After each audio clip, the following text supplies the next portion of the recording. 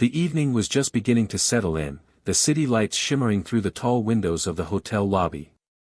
A typical Tuesday night in downtown Chicago, except for one small detail.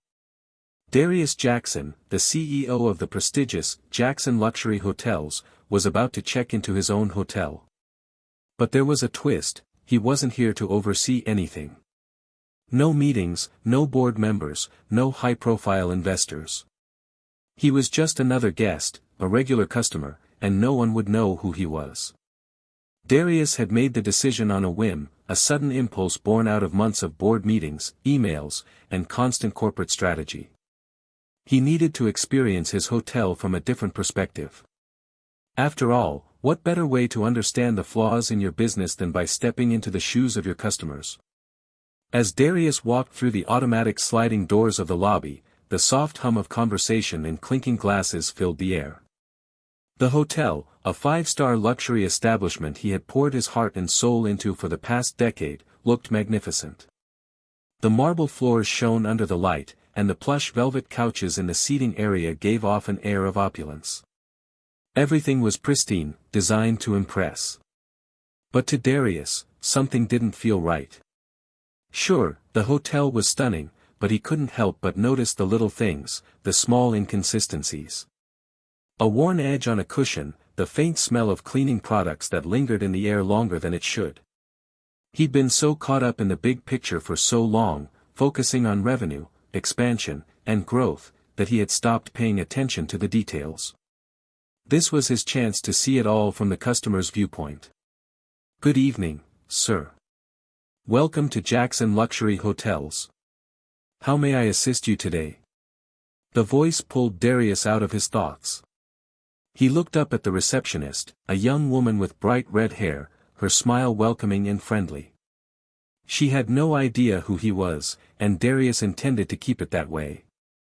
"I have a reservation," he said calmly, offering a casual smile. "Just a single room for one night." "Of course, sir. May I have your name?" "David Green," Darius said, picking a name from his mind. It wasn't uncommon for high-profile individuals to use aliases for various reasons. Today, he wasn't Darius Jackson, CEO. He was David Green, an ordinary businessman who just needed a night to himself. The receptionist glanced at her screen, her fingers flying over the keyboard as she pulled up his reservation. "Thank you, Mr. Green," she said, handing him a room key. "Your room is ready. I hope you enjoy your stay with us." Darius took the key with a polite nod. He could see the eagerness in her eyes as she spoke, no doubt proud to be working in such a high-class hotel. Little did she know, she was handing a key to her boss, the very man who made decisions that shaped the fate of the hotel she worked in. The elevator ride up to the 18th floor was a quiet one, with only the faint hum of the elevator's mechanics to fill the space. As the doors opened, Darius stepped out into the hallway, the plush carpet underfoot making each step feel like he was walking on clouds. He found his room, a luxurious suite with a sweeping view of the city skyline. The kind of room that made people feel like they had truly arrived. He inserted the keycard into the door, and it clicked open. The suite was exactly as he had envisioned when designing it. Sleek, modern, comfortable, everything a guest could want. But as he stepped inside, something felt off. Maybe it was the small details again, the things he had overlooked while focusing on expansion and profitability. He moved to the window, gazing out at the skyline, his thoughts swirling. "All right, Darius," he muttered to himself. "You came here for a reason. You're not just here to relax. You need to understand the real experience. How the customers feel. How they see your business."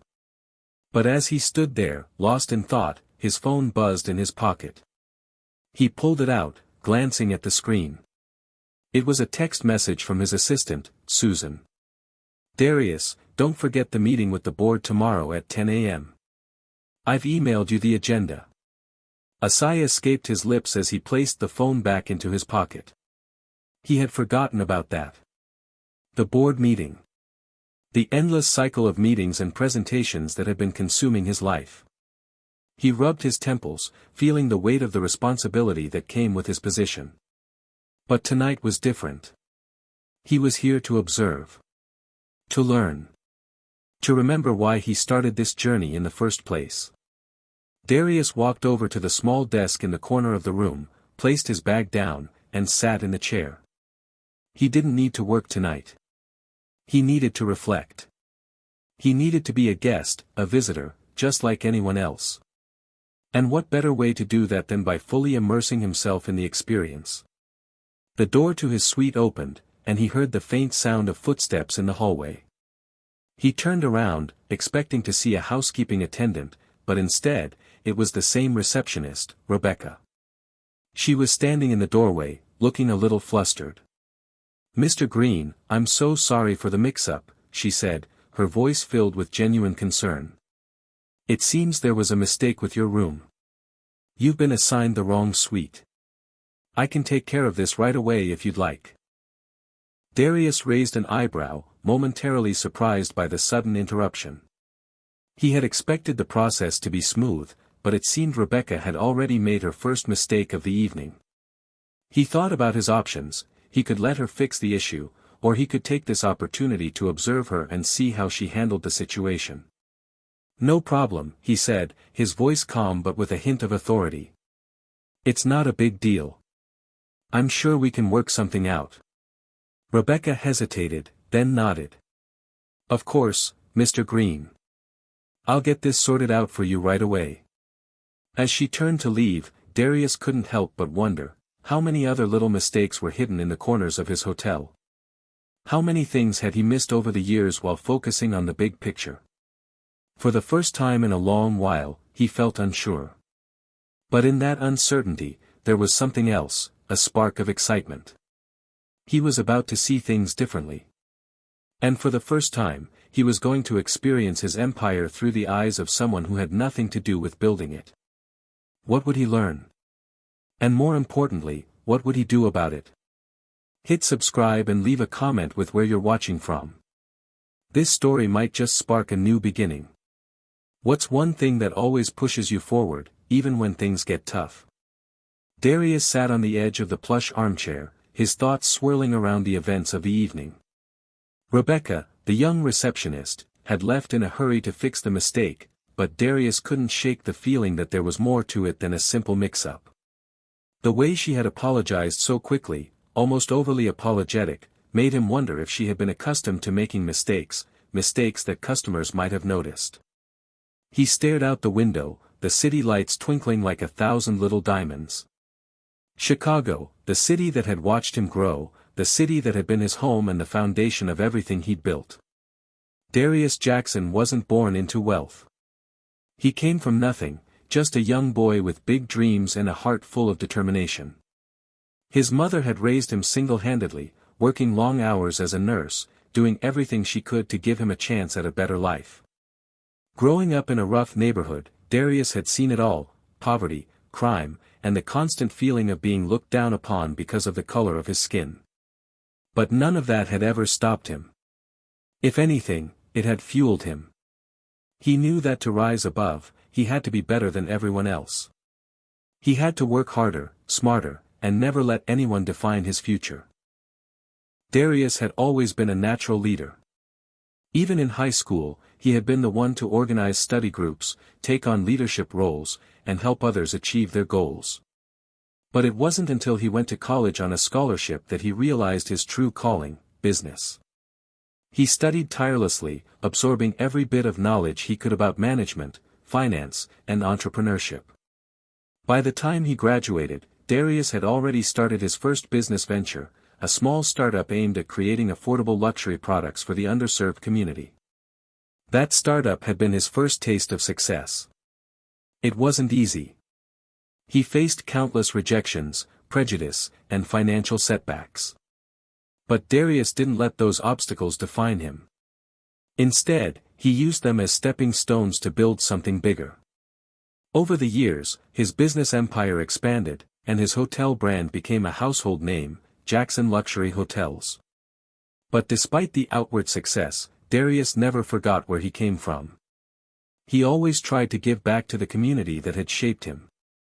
He invested in programs for underprivileged youth, mentored aspiring entrepreneurs, and supported initiatives for racial equality. He was proud of what he had accomplished, but he knew the journey was far from over. As the CEO of Jackson Luxury Hotels, Darius was no longer just a businessman. He was a symbol of what was possible for someone who had come from nothing and worked relentlessly to achieve greatness. But this new role came with its own set of challenges. There were board meetings to attend, investors to satisfy, and a company to manage. The pressure was constant, and sometimes it felt like the weight of the world was on his shoulders. He thought about his mother, who had always believed in him, even when others doubted him. She was getting older now, and though she was proud of his success, he knew she worried about the toll it took on him. Darius had promised her that he would slow down, but it seemed like every time he tried, the demands of his empire pulled him back in. He missed the simple moments with her, the laughter, the stories from her youth. But life moved fast, and it seemed like there was always something that needed his attention. His phone buzzed again, pulling him from his thoughts. It was Susan, his assistant. "Darius, just a quick reminder, you have a virtual meeting with the investors at 9 a.m. tomorrow. Don't forget to check the financial reports before then. Let me know if you need anything else." He sighed, staring at the message for a moment before putting the phone down on the table. Tomorrow, the pressure would return. But for tonight, he was determined to experience his hotel as a guest, to see the flaws and the opportunities with fresh eyes. It was the only way he could truly understand his business. Darius leaned back in his chair and closed his eyes, reflecting on the path that had led him here. He could still remember the early days, the cramped apartments, the late nights spent studying, the hunger to succeed. It hadn't been an easy road, but it had shaped him into the man he was today. He had worked harder than anyone he knew, and that's what had gotten him to the top. But now, he found himself in a different place. The success he had worked so hard for had come with its own set of challenges, loneliness, isolation, and the constant pressure to maintain the image of perfection. Sometimes, he felt like he was losing touch with the very things that had made him successful in the first place, his passion, his purpose, and his connection to the people around him. He looked at the time. It was already late, and Rebecca had yet to return with the new room key. Darius wasn't in any hurry, though. He had all the time in the world tonight to be a guest, to take a step back and rediscover why he had built this hotel empire in the first place. The door opened once more, and Rebecca stepped inside, holding a new key card in her hand. "Mr. Green, I apologize again for the mix-up. The suite has been switched as per your request. Please let me know if everything is to your satisfaction." Darius smiled at her, a genuine, kind smile. "No need to apologize, Rebecca. Mistakes happen. I appreciate your effort to correct it." Her shoulders seemed to relax at his words, her nervous energy slowly dissipating. "Thank you, Mr. Green. If there's anything else you need during your stay, please don't hesitate to ask." Darius stood up and walked toward her. "Actually, I'd like to ask you something." Rebecca looked up at him, surprised. "Of course, sir. What can I do for you?" Darius paused for a moment, considering his words. "How long have you been working here?" She blinked, unsure where the conversation was going. "About 6 months, sir. It's been a great experience so far." "And how do you feel about the way things are run here?" Darius asked, his tone casual, yet probing. Rebecca hesitated for a moment before speaking. "Well, I mean, the hotel is beautiful, and most of the guests are very kind. But sometimes, things get a bit hectic. There are a lot of things that need to be managed, and we don't always have enough staff to handle everything smoothly. But I'm doing my best to learn and improve." Darius nodded, taking in her response. "I appreciate your honesty, Rebecca. You're doing well." As she turned to leave, Darius couldn't help but think that this conversation was more telling than he had anticipated. He had always believed that success was built on the details, on the things that most people overlooked. But tonight, he was seeing firsthand how small cracks in the foundation could become bigger issues if not addressed. He wasn't just the CEO of Jackson Luxury Hotels, he was the architect of an empire. And to keep that empire standing tall, he needed to make sure every detail was perfect, every employee felt valued, and every guest had the experience they expected. Darius sat back down in his chair, the city lights glistening in front of him. There was a lot of work to do, and he was ready to dive in headfirst.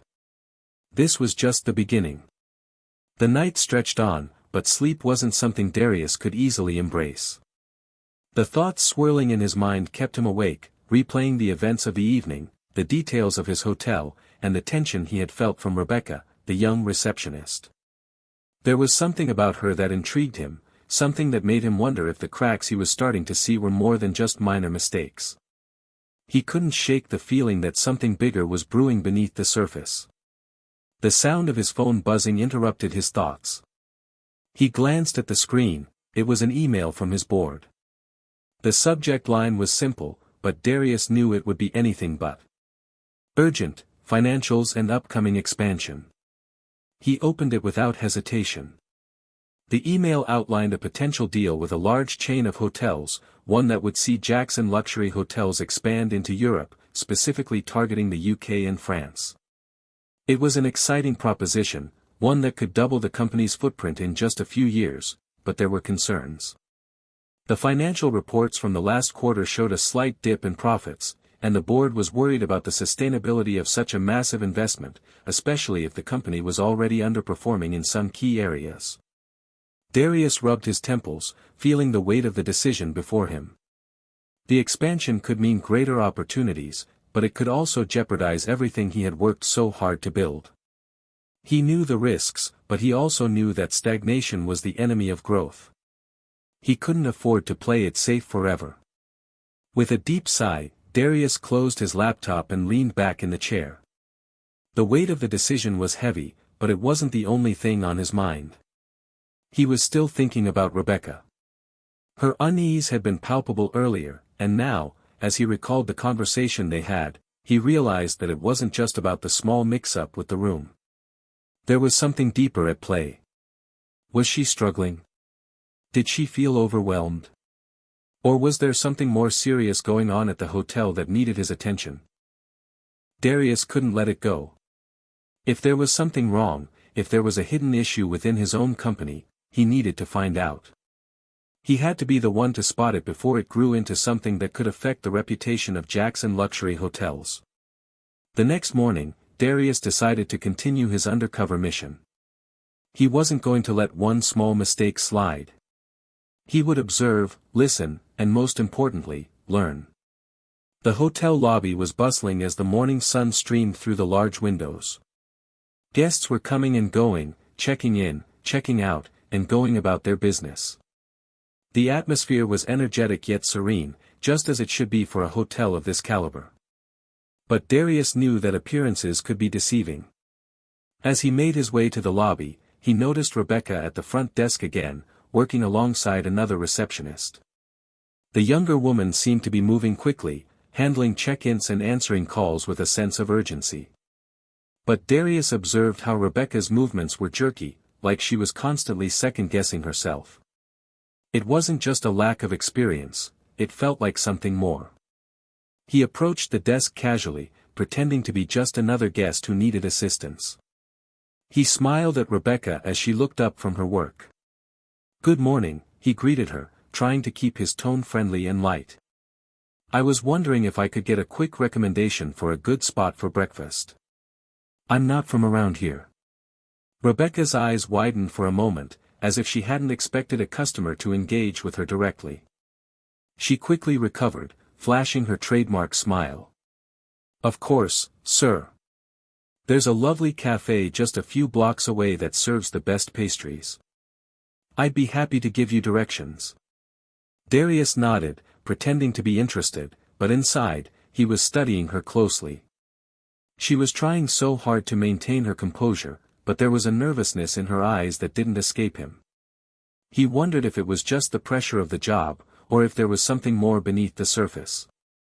Before he could ask more, the phone rang, and Rebecca answered it with a forced cheerfulness. Jackson Luxury Hotels, how may I assist you today? Darius moved closer, just enough to hear snippets of the conversation. It seemed like a typical inquiry from a guest, but there was an edge to Rebecca's voice. Her answers were short, almost clipped, as if she was trying to get through the call as quickly as possible. When she hung up, Darius didn't waste any time. He stepped forward again, this time more direct. Rebecca, is everything okay? You seem a little off today. She looked startled at the question, clearly not expecting such a personal inquiry from a guest. But after a moment of hesitation, she sighed, her shoulders slumping. It's nothing, sir. Just a little tired, I guess. There's a lot to juggle here, and sometimes it gets overwhelming. Darius studied her closely. There was more to it than that, but he didn't want to press her too hard. Instead, he smiled reassuringly. I understand. It's a big job, and I'm sure it's a lot of responsibility. Just remember to take care of yourself, okay? Rebecca nodded, clearly relieved to have the conversation over with. Thank you, sir. I appreciate your understanding. Darius walked away, but his mind was racing. He couldn't ignore the feeling that something was wrong. Rebecca's tiredness was more than just a temporary fatigue, it was the kind of exhaustion that came from bearing a heavy load for too long. He had seen it in employees before, especially in fast-paced environments like this one. But it wasn't just about her. Darius had to wonder if the hotel was truly running smoothly, or if there were deeper issues bubbling beneath the surface. As he walked back toward the elevator, he made a mental note to keep a close eye on Rebecca over the next few days. He wasn't sure what was going on, but he would find out. This hotel was his life's work, and he wasn't about to let it slip away because of something he hadn't noticed. Darius returned to his room, his mind still on Rebecca, but now, another thought was beginning to gnaw at him. If there was something wrong with the hotel, was it just a few isolated issues, or was it part of a larger problem? A problem that could affect not only the guest experience but the very future of Jackson Luxury Hotels. He opened his laptop again, scanning through the financial reports, the expansion plans, and the employee feedback forms he had been sent earlier. As the data blurred in front of his eyes, Darius couldn't help but feel a rising sense of urgency. He wasn't just the CEO, he was the one who had to steer the ship through choppy waters. And if something was off, he needed to fix it, fast. This was only the beginning of his journey to understand what was really happening at Jackson Luxury Hotels. The rising tension was palpable. It wasn't just about profits or expansion anymore. It was about something far more personal, his legacy, the people who worked for him, and the empire he had built from nothing. He wasn't going to let it crumble. Not on his watch. This time, he would see it through, no matter what. Darius couldn't help but feel a growing sense of unease as he sat in his hotel room later that afternoon, reviewing the reports and watching the bustling city outside his window. His phone remained silent for the moment, but the quiet was oppressive. The weight of the decisions ahead hung over him like a dark cloud, one that seemed to grow heavier with every passing minute. He thought about the previous day, his encounter with Rebecca, the young receptionist, and the nervous energy she had radiated. There was something not quite right about it, but Darius wasn't sure yet if it was just her inexperience or something deeper. As CEO, he had always prided himself on being able to sense when something was wrong with his business, whether it was a market shift or an employee struggling. And today, there was a gut feeling gnawing at him that things at Jackson Luxury Hotels were far from perfect. Taking a deep breath, he decided to go for a walk through the hotel. He couldn't let the anxieties of expansion, financial reports, and potential mistakes cloud his judgment. If there was one thing Darius knew, it was the importance of staying grounded in the details, the little things that most people overlooked but that could ultimately make or break a business. He left the room, stepping into the elevator. As he descended, he reminded himself to keep his eyes and ears open. He wasn't here to oversee day-to-day operations, not at this level. But today, he needed to be present. His hotel. His legacy. The lobby was quieter now than it had been earlier in the morning. It was the late afternoon rush, just before dinner, and only a few guests lingered, waiting to check out. Darius made his way to the reception desk where Rebecca was again manning the station. She looked up when he approached, her face betraying a flicker of recognition. "Good afternoon, Mr. Green," she greeted, forcing a smile. But Darius could see the tension in her posture. Her shoulders were stiff, her hands twitching as she adjusted the stack of papers on the counter. "How's everything going today?" Darius asked casually, making small talk to gauge her mood. He had no intention of throwing her off guard. He just wanted to get a sense of how she was handling things. Rebecca's smile widened, but it didn't reach her eyes. "Everything is fine, sir. Just the usual guest requests and checkouts." Her voice trailed off slightly, a little too rehearsed. Darius leaned in slightly, his voice softer now. "You've been doing this a while, haven't you?" he asked, a way of getting her to open up. "It seems like you're managing quite well. You're good under pressure." Her eyes flickered for a second, before she nodded, though her smile wavered. "I try to stay calm." "It's part of the job, right?" she replied, but the undercurrent of unease was unmistakable. He could sense it now, the disconnect between what she said and what she was feeling. The exhaustion was palpable. The strain on her face was clear, and there was something in her voice that said she had more on her plate than she could handle. Darius knew when someone was hiding something, and Rebecca's demeanor was speaking louder than her words. "I noticed you looked a little tired earlier," Darius continued, his tone still friendly but probing. "Everything all right?" Rebecca's eyes widened, and for a brief moment, it seemed like she was about to say something. But she closed her mouth, forcing a smile again. "Just a long day, Mr. Green." "I'm fine. Thank you for asking." Darius took a step back, studying her for a moment. It was clear that she wasn't going to open up to him, not now, not in front of guests. But something about her reluctance troubled him. He didn't press her further, deciding to leave it at that for the moment. Instead, he turned his attention to the rest of the front desk. The other staff members appeared busy, answering calls, assisting guests, and maintaining the flow of the hotel's operations.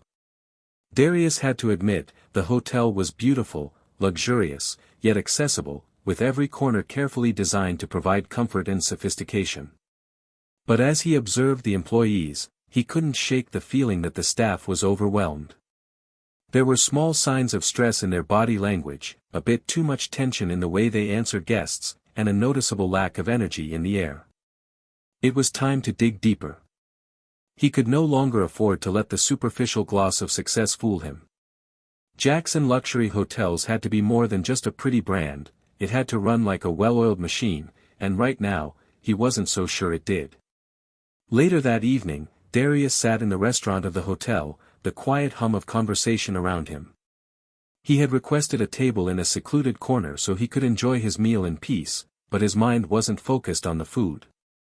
Instead, he found himself watching the staff, noting how they moved, how they interacted with the guests. It was all part of the experience, the attention to detail that set Jackson Luxury Hotels apart from the competition. But as he observed, he couldn't help but notice a pattern. There was a general sense of disengagement among the staff. Their smiles seemed more forced than genuine, their actions more robotic than fluid. It wasn't obvious at first glance, but Darius was keenly aware of the subtle signs, small mistakes in service, staff moving in a hurry without much purpose, and the occasional guest who seemed mildly dissatisfied with the service.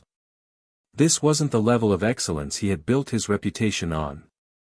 He noticed Rebecca again, walking by with a tray of drinks for a table of guests. She looked tired, her movements stiff and hurried. She wasn't the only one. Many of the other employees were moving at a similar pace, trying to get through the shift without stopping for a second. It seemed like a small thing, but it wasn't. It was a symptom of something larger. Stress. Burnout. Darius hadn't expected to see this kind of complacency in his own hotel. He had always believed that the culture of a business started at the top. It was his responsibility, his duty, to create an environment where employees felt valued, where they could thrive. And yet, here he was, watching his team slowly fall apart under the pressure. He finished his meal, his appetite waning. As he stood up to leave, he made a mental note to have a word with the management team tomorrow. Something was broken in the system, whether it was poor communication, lack of support, or unrealistic expectations, but Darius was determined to find out what it was and fix it. The night wasn't over yet, but he had already made up his mind. This was more than just a small mistake with the room key. This was a deeper issue, one that could affect everything he had worked for. And if it wasn't addressed soon, it could be the thing that brought everything crashing down. As he left the restaurant, Darius felt the weight of his responsibility pressing down on him. The tension that had started to build the day before was now impossible to ignore. It was time to dig deeper, ask the hard questions, and take the actions that would ensure Jackson Luxury Hotels continued to thrive. He wasn't just here to be the CEO. He was here to protect his legacy. And that meant fixing what was broken before it was too late. The next morning, Darius woke early, the weight of his thoughts keeping him from finding rest the night before. The unsettling feeling from the previous evening still lingered, and he knew it was time to take a more hands-on approach.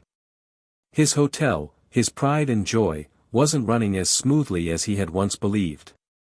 There were cracks in the foundation, and he needed to know how deep they went. He dressed quickly in a crisp suit, already prepared to confront the situation head-on. As he passed through the lobby on his way to breakfast, he couldn't help but take note of the atmosphere.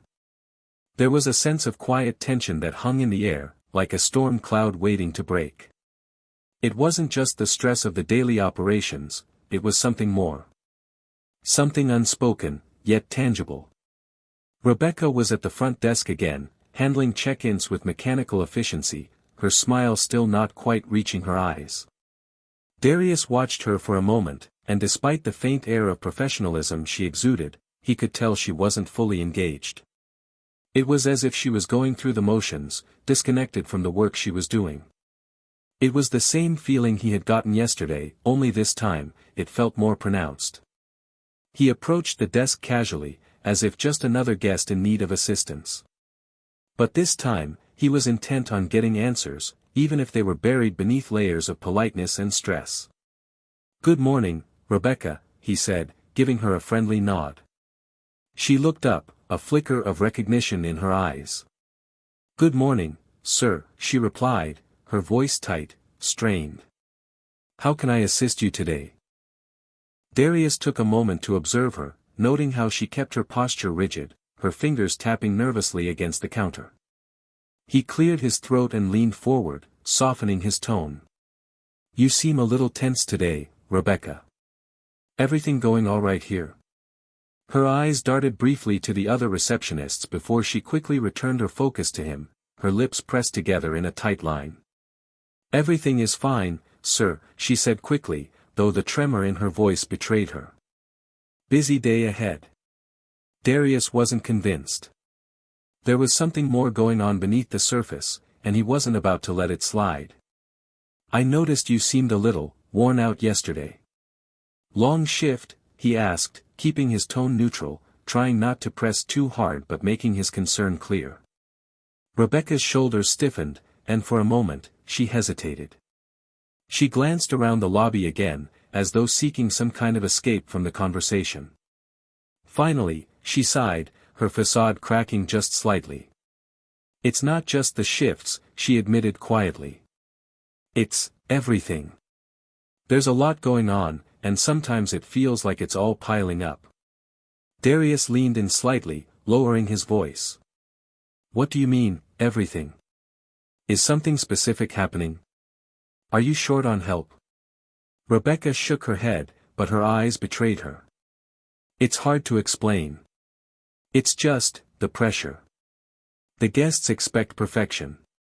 The team, they're all just trying to keep up, but we're stretched thin." She paused, her voice faltering as she glanced around the lobby again. And sometimes, I feel like I'm the only one trying to hold it together. Darius frowned, hearing the frustration in her words. It was clear now that this wasn't just a matter of personal fatigue, this was something much bigger. His hotel, the pride of his brand, was beginning to unravel at the seams, and no one seemed to be doing anything about it. He placed a hand on the counter, leaning closer. "Rebecca, I need you to be honest with me. Is there something going on with the staff? Are they struggling? Are we pushing too hard?" She hesitated for a long moment before speaking again, her voice barely above a whisper. It's hard to talk about. I don't want to get anyone in trouble, but the workload is heavier than ever. People are working double shifts, skipping breaks, and still barely making it through. And a lot of the time, there's no one to help when things go wrong. I don't know if the higher-ups even know what's happening down here. Darius' jaw tightened. He had known that the pressure of running such a high-end hotel could be overwhelming, but to hear it from Rebecca, someone so directly involved in the day-to-day operations, was a stark reminder that he had become disconnected from the ground-level struggles his staff was facing. "I had no idea it was this bad," Darius muttered, mostly to himself, but Rebecca heard him. "You wouldn't," she said softly. "You don't see it. And no one's really talking about it. It's like we're expected to keep smiling, keep moving, but it's all falling apart inside." Darius stood up straighter, his mind racing. This wasn't just a minor issue, this was a crisis in the making. If the staff was this overwhelmed, if morale was this low, it wasn't long before the cracks began to show more obviously in the guest experience. His hotel, his reputation, was at risk of becoming just another failing luxury brand, and he couldn't let that happen. Not on his watch. "Thank you for being honest with me, Rebecca," Darius said, his tone firm yet empathetic. "I promise you, we're going to address this. I'm going to make sure we fix this, but I need you and everyone else to hang in there just a little longer. I'll make it right." Rebecca looked up at him, a flicker of hope crossing her face for the first time. "Thank you, sir. I don't know how much longer I can keep it together." "I understand," Darius said softly. "And you won't have to. We'll make sure of that." After his conversation with Rebecca, Darius couldn't just sit idly by. He knew the time for subtle observations had passed. This was an emergency. He needed to act quickly, and he needed to act decisively. He left the front desk, heading straight to his office. He called an emergency meeting with his senior management team, knowing that if things were as bad as Rebecca had indicated, they needed a full overhaul of operations, fast. The hotel's success, its future, depended on this. Darius had no intention of letting his dream falter because of oversight or neglect. He would get to the heart of the problem, no matter where it led. The conference room was set for the meeting. As his management team filed in, Darius could see the confusion on their faces. They were used to meetings about expansion plans, luxury upgrades, and financial forecasting, but this meeting was different. The gravity in Darius' posture told them that something was wrong. "I've just returned from the front lines," Darius began, his voice cutting through the hum of idle chatter. "And let me tell you, what I saw is unacceptable. Our staff is overworked, underappreciated, and, quite frankly, on the verge of burning out." The room fell silent as Darius laid out the issues he had observed, Rebecca's struggle, the signs of stress he had seen in the staff, and the overall decline in morale. "I'm not going to sugarcoat it," Darius continued. "We're pushing too hard, and the cracks are starting to show. We need to act, and we need to act now. If we don't, we risk losing everything we've built." As the meeting unfolded, Darius knew that the path ahead was going to be challenging. But he was ready to face it head-on. He had never shied away from difficult decisions before, and this would be no different. It was time to rebuild, to restore the soul of Jackson Luxury Hotels, and that meant taking care of the people who made it great. The days following his meeting with the management team were a whirlwind. Darius had outlined a clear plan to address the issues within the hotel, improving staff conditions, reworking the schedules, and ensuring that the pressure wasn't falling disproportionately on the shoulders of the frontline employees. But he quickly realized that this wouldn't be a simple fix. The cracks were deeper than he had initially suspected, and the changes required would take time. Despite his efforts to reassure his team, the tension remained palpable. Darius knew that rebuilding the foundation of Jackson Luxury Hotels wasn't just about fixing logistics, it was about restoring trust. Trust between the management and the staff, between the hotel and its guests, and, most importantly, between himself and his employees. For the first time in his career, Darius felt like he was walking on unsteady ground. This hotel had been his dream, his vision, and now, it was at risk of falling apart. The weight of that responsibility pressed heavily on his chest, but he couldn't afford to falter.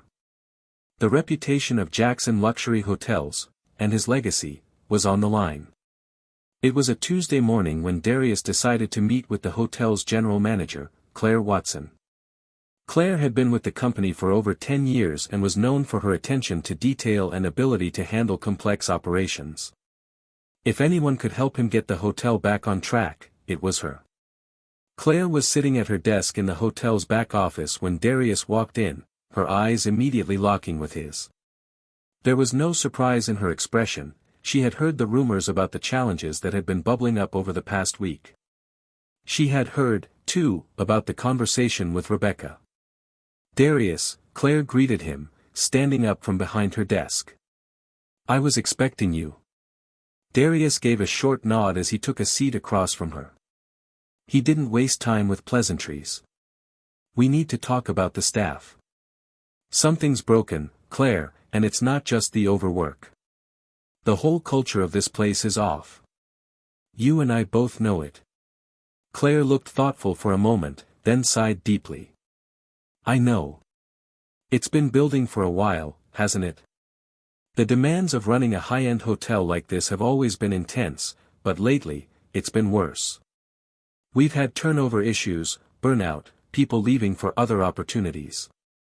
The stress is getting to everyone, and it's starting to show in the service we provide." Darius leaned forward, his tone firm. "What are we doing to fix it?" Claire met his gaze, her eyes sharp. "We've been making adjustments, but I think we've been too slow about it. The team needs more support. More training, more time off, more recognition for their hard work.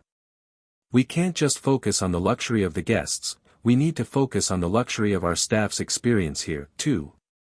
Darius nodded in agreement, but there was still a gnawing sense of urgency inside him.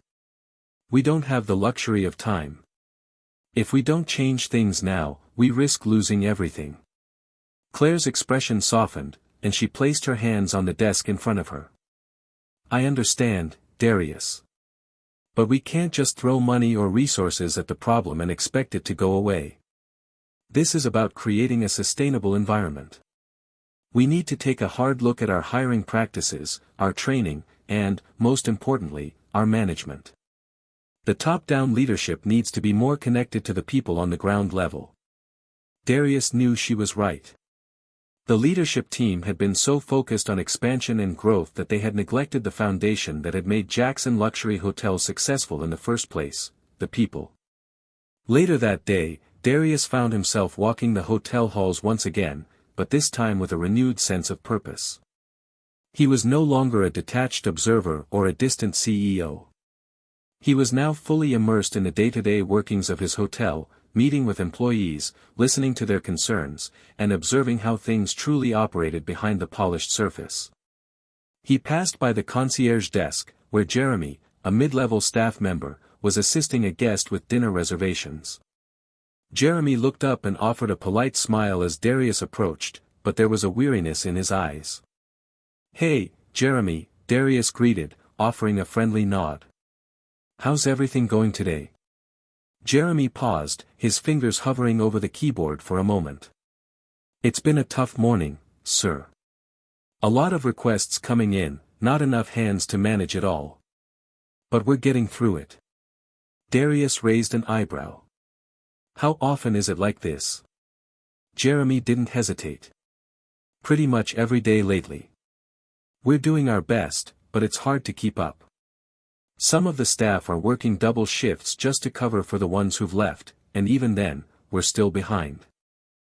Darius sighed, feeling the weight of the situation pressing down on him again. This wasn't just about Rebecca's struggles at the front desk, it was a systemic issue. There were too many employees doing too much work with too few resources. I hear you, Darius said, his voice sincere. And I'm going to make sure we fix this. We're going to find a way to balance the workload, provide better training, and give everyone the support they need. Jeremy nodded, but there was still doubt in his eyes. I hope so, sir. A lot of people are getting frustrated. And when morale's down, it's hard to keep the quality up. Darius knew that Jeremy was right. If they didn't act quickly, the overall quality of the guest experience would start to deteriorate, and that was the last thing Jackson Luxury Hotels could afford. As the week progressed, Darius continued his hands-on approach, meeting with every department head and speaking with as many employees as he could. He learned about the widespread burnout, the lack of adequate training, and the deep concerns many staff members had about the direction the hotel was heading. But the more he listened, the more he realized that the problem was not just logistical, it was cultural. Jackson Luxury Hotels had grown quickly, and the drive for perfection had blinded the leadership team to the need for balance and self-care. The hotel had become a high-pressure environment where employees were expected to give everything without receiving the same level of care in return. The solution, Darius realized, was not just to fix the immediate issues. He needed to change the culture entirely, creating an environment where the staff felt valued, respected, and, most importantly, supported. It was time to rebuild the foundation of Jackson Luxury Hotels, starting with its people. That evening, Darius gathered his team once more. This time, there was no urgency to the meeting. No frantic decisions to be made. Instead, it was a time for reflection, a moment to pause and reflect on the deeper purpose of their work. I've spent the last week listening, Darius began, addressing the room. And I've learned a lot. We've been so focused on perfection that we've lost sight of what really matters. The people who make this hotel run, the ones who greet our guests, manage our operations, and keep everything running smoothly, they're the heart of Jackson Luxury Hotels. And we've failed to take care of them.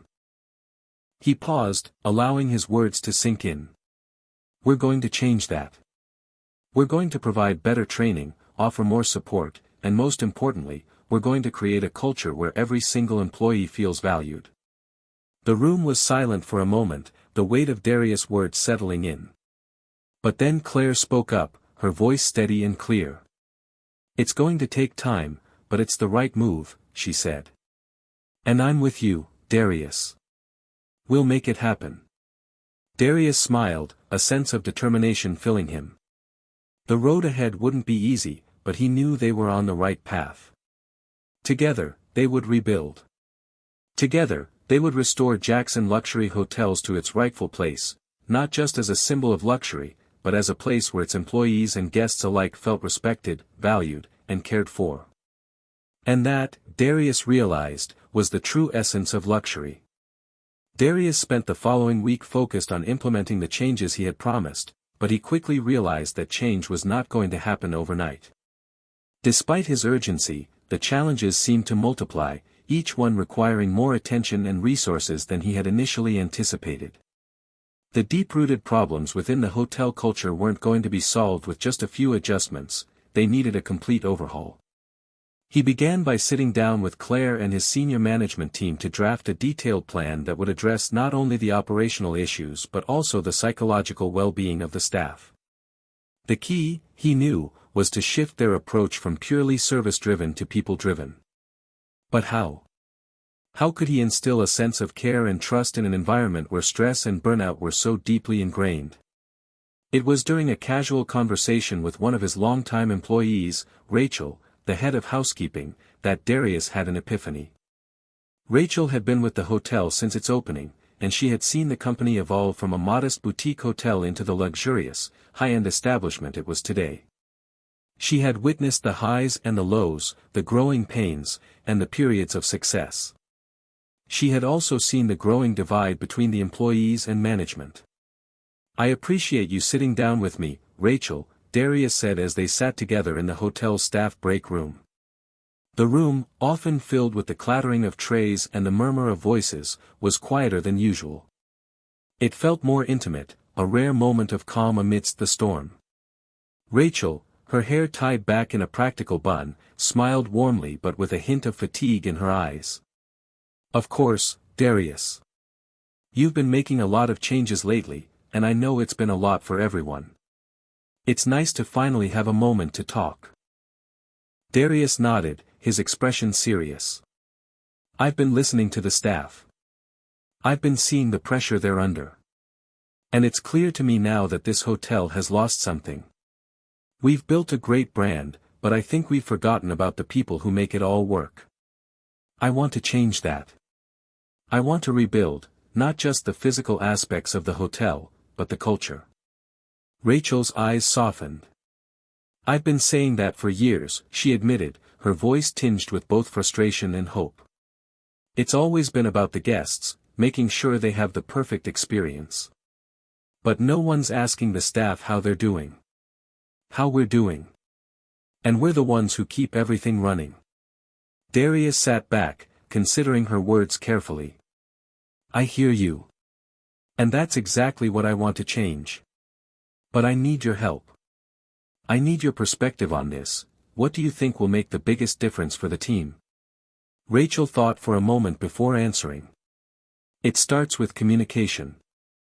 Right now, it feels like management is out of touch with the day-to-day.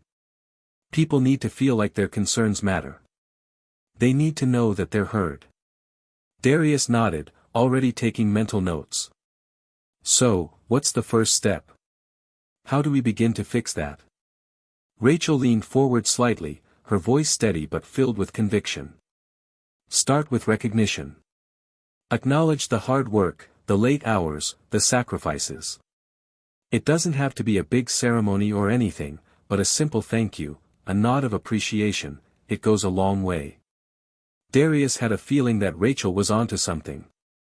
It wasn't just about restructuring the operations or offering more perks, it was about fundamentally changing the way the hotel treated its people. And that meant more than just lip service, it meant real, actionable changes. "Thank you, Rachel," Darius said, his mind racing with possibilities. "This conversation has been eye-opening. I'm going to work on getting the team more involved in the decision-making process. We need to listen to them more. We need to be more transparent." Rachel smiled, a weary but genuine expression. "I hope it works, Darius. Because, honestly, this place has so much potential. But if we don't take care of the people here, we're going to lose that potential." The next day, Darius took immediate action.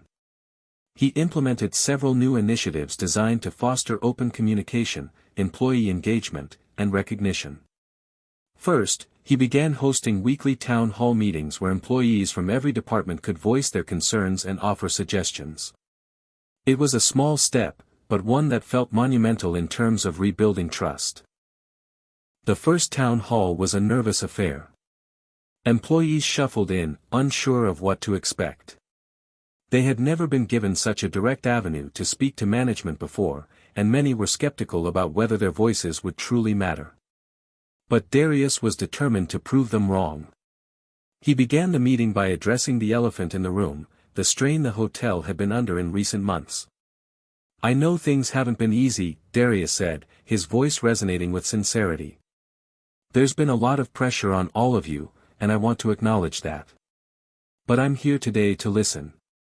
I'm here to hear your thoughts, your concerns, and your ideas on how we can do better, not just for our guests, but for you, the people who make this place what it is." The room was silent for a moment, but then one by one, employees began to speak up.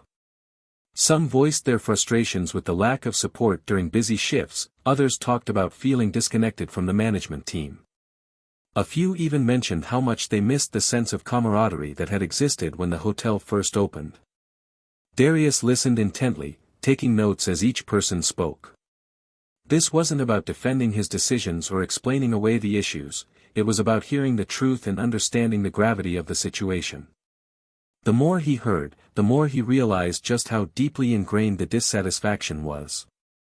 At the end of the meeting, Darius thanked everyone for their honesty and assured them that the hotel would be taking immediate steps to address their concerns. He promised that he would work closely with Claire and the senior management team to implement changes based on the feedback they had received. The hotel would not only invest in new systems and processes, but also in its people. It was the only way forward. As the employees left the meeting, there was a sense of cautious optimism in the air. Darius could see it in their eyes, their willingness to believe that things might actually improve. But there was also a clear understanding that actions would speak louder than words. Over the next few weeks, the impact of the new initiatives began to show. The staff felt more involved, more engaged. They were no longer just employees, they were partners in the hotel's success. The work culture began to shift, and morale slowly but steadily improved. But Darius knew this was just the beginning. The real challenge lay in maintaining this momentum, in ensuring that the changes weren't just temporary fixes but a permanent transformation. It would take time, effort, and a commitment from every level of the organization. As he walked through the hotel lobby that evening, he felt a sense of accomplishment, but it was tempered by the knowledge that the work wasn't done yet. They had made strides, yes, but there was still so much more to do. But for the first time in a long while, Darius felt confident. They were on the right path. And together, they would rebuild Jackson Luxury Hotels, one brick, one person, one moment at a time. Darius woke up the next morning with a renewed sense of purpose. It was still early, but the hotel's challenges had begun to feel more manageable now. The atmosphere had started to shift after the town hall, with employees visibly more engaged, eager to contribute their ideas, and to be part of the solution. It wasn't perfect, but Darius could feel the change in the air. He had spent most of the night reflecting on the meetings, taking notes about the changes that still needed to be made, and thinking about how to maintain the momentum they had gained. It was clear that this was more than just about fixing operational issues, it was about resetting the entire culture of Jackson Luxury Hotels. Darius' phone buzzed beside him as he finished his morning coffee. A message from Claire popped up. "Darius, can we meet later today to discuss progress on the new initiatives? I think we need to finalize the training schedules and consider additional incentives for the staff. Let me know when you're free." He immediately typed back, confirming that they would meet at noon. As he set down his phone, a thought struck him: the success of these changes would ultimately hinge on the support of the leadership team. Claire, his right hand, had been instrumental in implementing the first steps, but Darius knew that his efforts would be doomed to fail if the senior team didn't fully buy into the vision. Later that morning, Darius made his way down to the hotel's staff kitchen, where the new initiatives were taking root. The kitchen, as chaotic and fast-paced as ever, had become a symbol of the hotel's turnaround. Even though the chefs and kitchen staff were still working tirelessly under the pressure of orders and high expectations, Darius noticed something different: there was an energy in the air. Employees were speaking more freely with each other, exchanging ideas, and working with a new sense of unity. As he approached the head chef, Marco, Darius couldn't help but smile. Marco had been with Jackson Luxury Hotels since it opened, and though he had always been a quiet but efficient worker, his impact had always been understated. The kitchen had struggled with high turnover, but things were starting to feel different. "Morning, Marco," Darius greeted, leaning against the stainless steel counter where Marco was chopping vegetables. "Good morning, Darius," Marco responded, looking up briefly before returning to his work. "How's everything going upstairs? Any more complaints from the guests?" Darius chuckled. "You know, it's not the guests we're worried about these days. It's the team. But we're working on it. How's the team down here?" Marco paused, his knife hovering over a tomato. "Better. A little less stress, a little more cooperation. People seem to feel more like they're being heard, and that's huge. I think some of them even feel like there's a chance for things to improve now." That means a lot. Darius felt a sense of relief wash over him. Marco wasn't one to sugarcoat things, and hearing the kitchen was improving felt like a small victory. That's good to hear. I want you to know that your input is important to me. We're going to keep working on this. I know, Darius. We've seen the changes. It's good to know someone's listening. For the first time in a long while, I feel like the hotel actually cares about the people who are making it run. By noon, Darius sat down in Claire's office with a list of goals in front of him. She had sent over a draft of the training schedules, but Darius wasn't sure if they went far enough. The team needed more than just basic training. They needed to feel empowered in their roles and valued as individuals. If they didn't feel like they had the skills or autonomy to succeed, the changes they were trying to implement would be short-lived. Claire, Darius said, reviewing the draft, this is a good start, but I'm thinking we need to take it a step further. What about leadership training for some of our junior staff members? I want them to see a clear path for growth in this company. Claire raised an eyebrow, her interest piqued. Leadership training? For frontline staff? Yes, Darius replied, his voice firm. They need to feel like they're more than just cogs in the machine. We need to develop their potential, give them something to aspire to. We can't have a workforce that feels stuck. If they see a future for themselves here, they'll be more invested in the success of the hotel. Claire nodded slowly, considering his words. I think you're right. We've always focused on training for current roles, but not on leadership or career growth. It's a smart move. Darius paused, tapping his pen against the table. And I want to offer some incentives. Maybe performance-based bonuses. Nothing too extravagant, but something to show that hard work is recognized. I think that would make a big difference. Claire leaned back in her chair, folding her arms thoughtfully.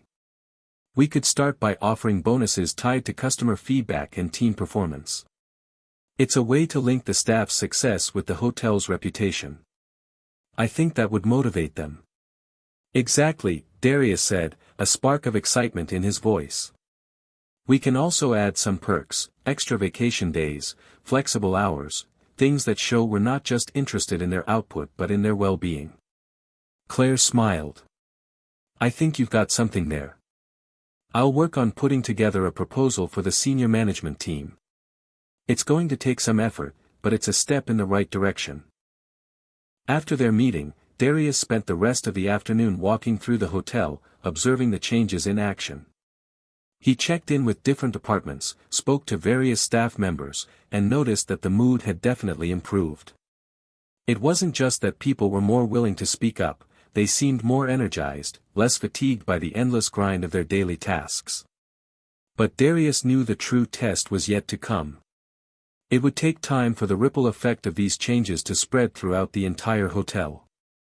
There was still skepticism among some of the long-term staff who had been burned by promises of change in the past, and that skepticism was something Darius couldn't ignore.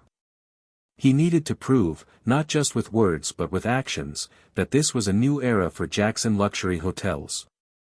That evening, Darius found himself in his office, reviewing the hotel's financials and guest satisfaction ratings. For the first time in weeks, the numbers looked better. Room occupancy rates were up, and guests seemed to be enjoying their stays more, with a noticeable increase in positive reviews. But what mattered most to Darius was the feedback from his team. As he sat back in his chair, he allowed himself a moment of reflection. He had come a long way from the chaotic first few days of taking over the hotel. The mountain he had to climb was still steep, but now, he could see a way forward. The foundation was being rebuilt, piece by piece, decision by decision, and with each small victory, they were laying the groundwork for something much larger. Darius wasn't under any illusion that the work was over. There would be setbacks, challenges, and obstacles ahead. But for the first time in a long time, he felt like they were moving in the right direction. And that, he realized, was what truly mattered. The following week was a whirlwind. Darius barely had time to breathe between meetings, check-ins with department heads, and countless discussions about the new direction of Jackson Luxury Hotels. But despite the hectic pace, something felt different, better. There was a noticeable shift in the air, not just in the operations but in the overall mood of the hotel. People were smiling more. There was a renewed sense of pride in the work they were doing. Still, Darius knew that his efforts were far from over. One of the key aspects of his plan was to get every department involved in the change process. He couldn't afford to let this momentum fizzle out. If anything, they needed to push harder. As he reviewed the latest round of feedback from the staff, he realized there were still certain departments that were holding back. The front desk team, in particular, had been slow to warm up to the new initiatives. Although they'd participated in the town hall meetings and expressed a desire for change, they still seemed distant, perhaps even skeptical. That afternoon, Darius decided to do something that was both unorthodox and personal. He would spend a day working the front desk himself. He wasn't just doing it to show his commitment, he was doing it to understand firsthand what was going on. Darius had always been a hands-on leader, but this was different. It wasn't about fixing things from the top down, it was about getting into the trenches and working alongside his team. He arrived at the front desk early in the morning, wearing a simple polo shirt and slacks, his usual business attire swapped for something that fit the role. The staff was surprised to see him. At first, they thought he was there for a meeting or a quick inspection. But when Darius smiled and asked, "So, where do I sign in?" they realized he was serious. For the first few hours, Darius did everything he could to keep up with the usual flow of guests. He checked in arrivals, answered phone calls, and even handled a few minor guest complaints. He wasn't perfect, and he made a few mistakes along the way, but he did his best to keep the mood light and to show his team that he wasn't just a leader in a suit looking at spreadsheets, he was willing to roll up his sleeves and do whatever it took to make the hotel better.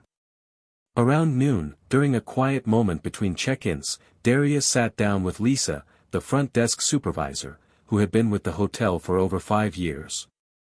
Lisa was one of the employees who had been more resistant to change.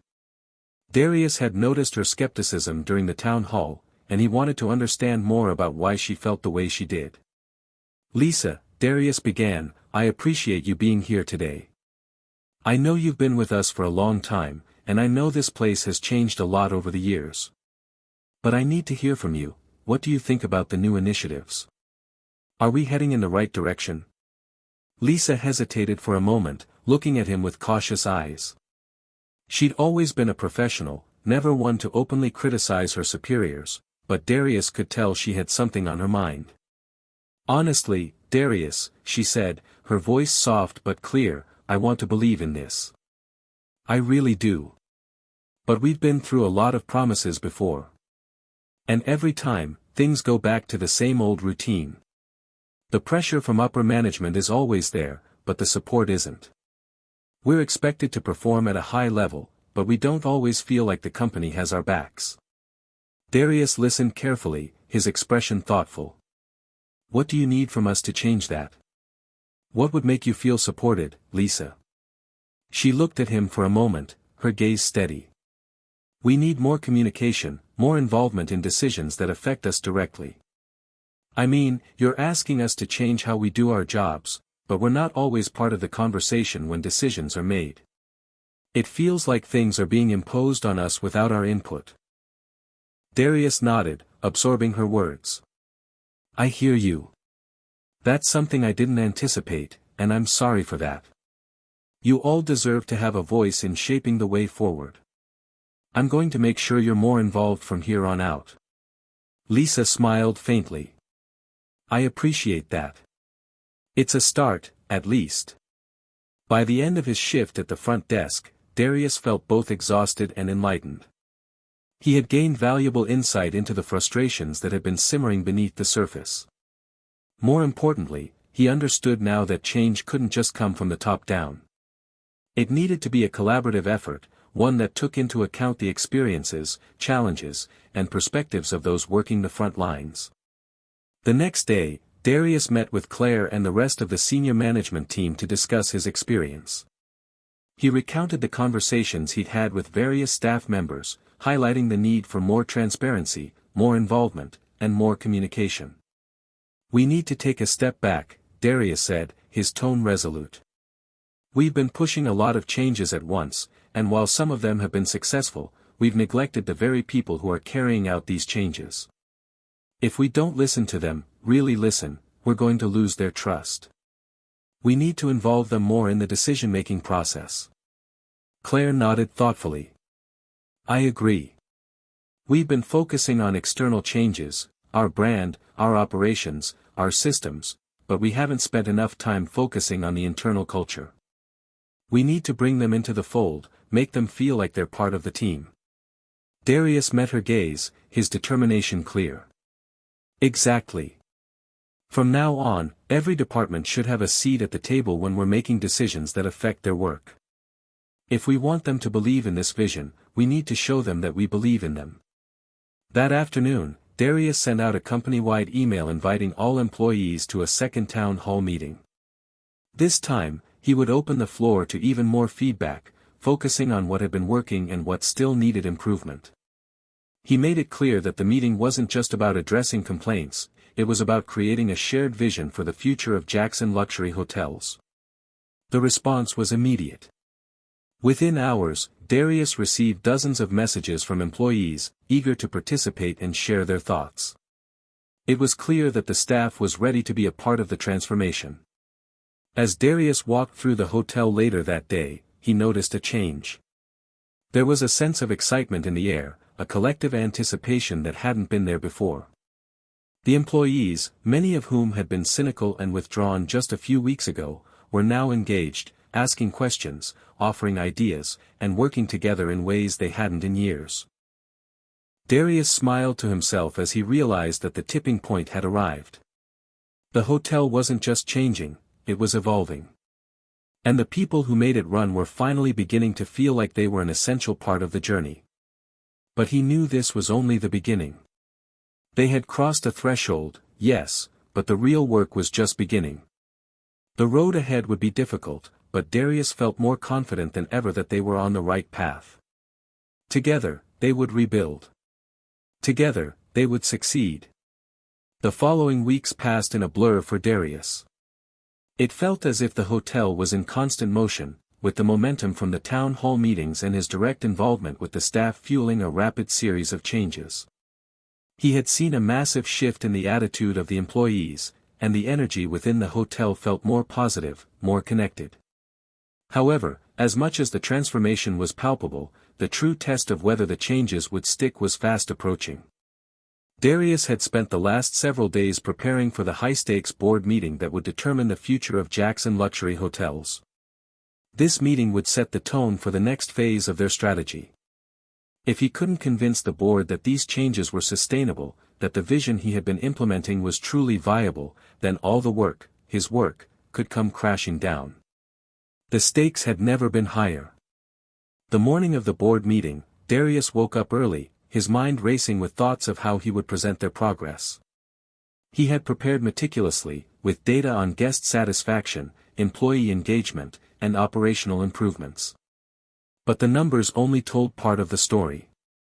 He knew the board would be more interested in whether the changes were real, whether they had the staying power to propel Jackson Luxury Hotels back into the competitive landscape of the hospitality industry. As he dressed in his sharpest suit, Darius couldn't help but feel a sense of anticipation building inside him. He had spent months carefully navigating the hotel's internal dynamics, rebuilding relationships, and gaining trust, both with the staff and with his senior leadership team.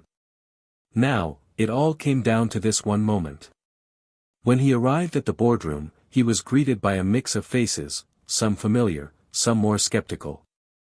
Darius had known these executives for years, and while they respected him, they weren't easily swayed. He had to prove to them that his vision was more than just an idea, it was a roadmap to success. Claire, his trusted right-hand woman, sat beside him at the table, ready to back him up on the specifics of the operational improvements. She had been instrumental in the rollout of the new initiatives, and her presence at the table gave Darius a sense of calm.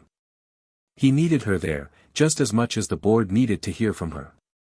The board chairman, a sharp and no-nonsense woman named Linda Harris, started the meeting with her usual briskness. "All right, Darius. You've made your case, but now it's time to show us what we've got. Can we really turn this ship around, or are we just spinning our wheels?" Darius nodded, confident but aware of the weight of her words. "Linda, I understand the skepticism, and I want to show you the progress we've made. I believe we've reached a critical turning point. We're already seeing positive results, and more importantly, we've built a foundation for sustained growth." He launched into his presentation, going through the key data points that demonstrated the early success of the new initiatives. Guest satisfaction scores were on the rise, as was the average length of stay. Employee engagement surveys showed a sharp increase in morale and job satisfaction. But what mattered most was the qualitative feedback, both from staff and from guests, that painted a picture of a hotel beginning to come alive again. As he spoke, he noticed that the room was quiet, the board members leaning forward, taking notes. There was a shift in their energy, a cautious optimism beginning to replace the usual detachment. But Linda's eyes remained watchful, analytical. When Darius finished, there was a brief silence. Linda was the first to speak, her voice cutting through the tension. "You're telling us that things are improving. But how do we know this will last? How can we ensure these changes are sustainable?" Darius had been anticipating this question. He leaned forward, meeting her gaze with resolve. "The real test is going to be whether we can keep this momentum going. That's why we've implemented a framework for continuous feedback, from both our employees and guests. This isn't just a top-down initiative, we're creating a culture where everyone feels invested in the success of the hotel. We're putting systems in place to support our employees' growth, and by doing so, we're empowering them to provide better service, which ultimately benefits our guests." Claire chimed in at this point, offering additional insights. "We've also implemented a new leadership training program, focusing on empowering the next generation of hotel managers from within. This isn't just about improving our operational systems, it's about changing the very way we do business at every level." Darius nodded in agreement, continuing, "We're also looking at reinvestment in the hotel's facilities, with a focus on modernizing key areas while maintaining the luxury experience. But most importantly, we're building a sense of ownership within the team. Everyone, from the front desk staff to the kitchen team, feels like they're part of something bigger than just their job." Linda remained quiet for a moment, absorbing their words. Then, finally, she spoke again. "I see the potential. But potential means nothing without results. I need a clear plan for how you're going to measure success and ensure accountability moving forward." Darius took a deep breath. This was the moment where he had to turn the vision into a concrete action plan. "We've set clear benchmarks for success, Linda. We're already tracking guest satisfaction, operational efficiency, and employee engagement. But more importantly, we're creating systems of accountability within each department, with regular check-ins and follow-ups. Each team member will have clear performance metrics, and we'll use that data to make adjustments as needed. This is a living, evolving process." The board members exchanged glances. There were still some skeptical murmurs, but the atmosphere was shifting. Linda sat back in her chair, her fingers steepled as she considered Darius' words. After a long pause, she finally spoke. "I think you've got something here, Darius. But this isn't a small investment of time or money. We need to see continued progress over the next few quarters before we commit to fully backing this vision. We're willing to give you the support you need, but you'll need to show us that these improvements are not just temporary spikes, but sustainable growth."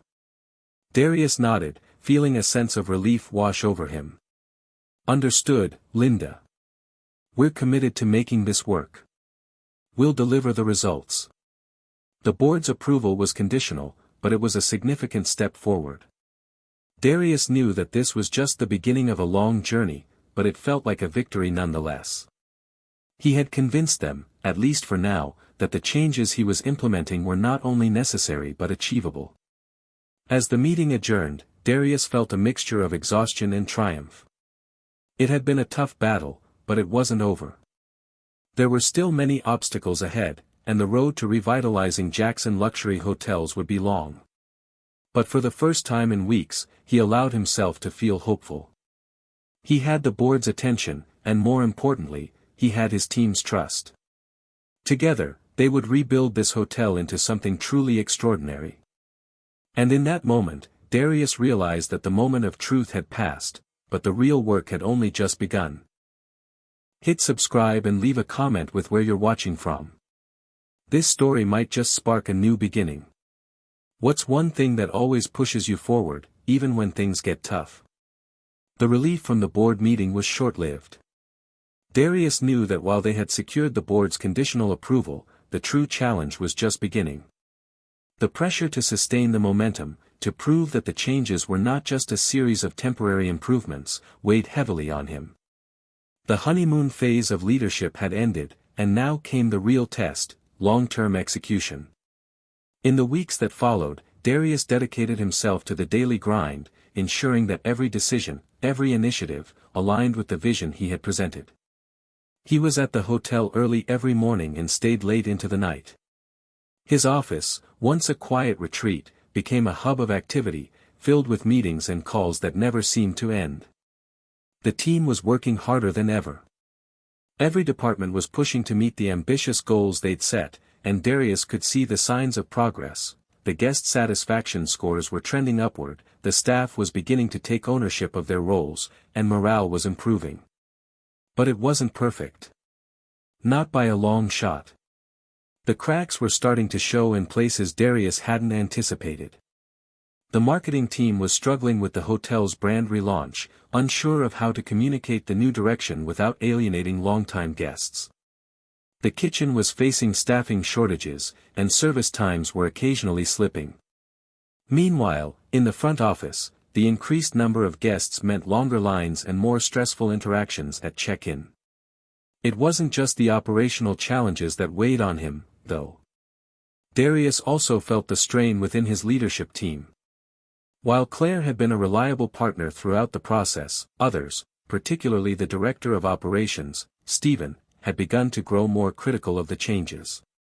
Stephen had been with Jackson Luxury Hotels for over 15 years, and while he respected Darius, he wasn't always in agreement with the new direction.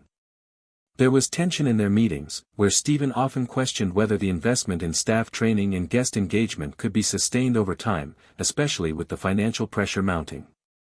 One afternoon, after a particularly long string of meetings, Darius found himself in the hotel's lounge, sipping a coffee alone.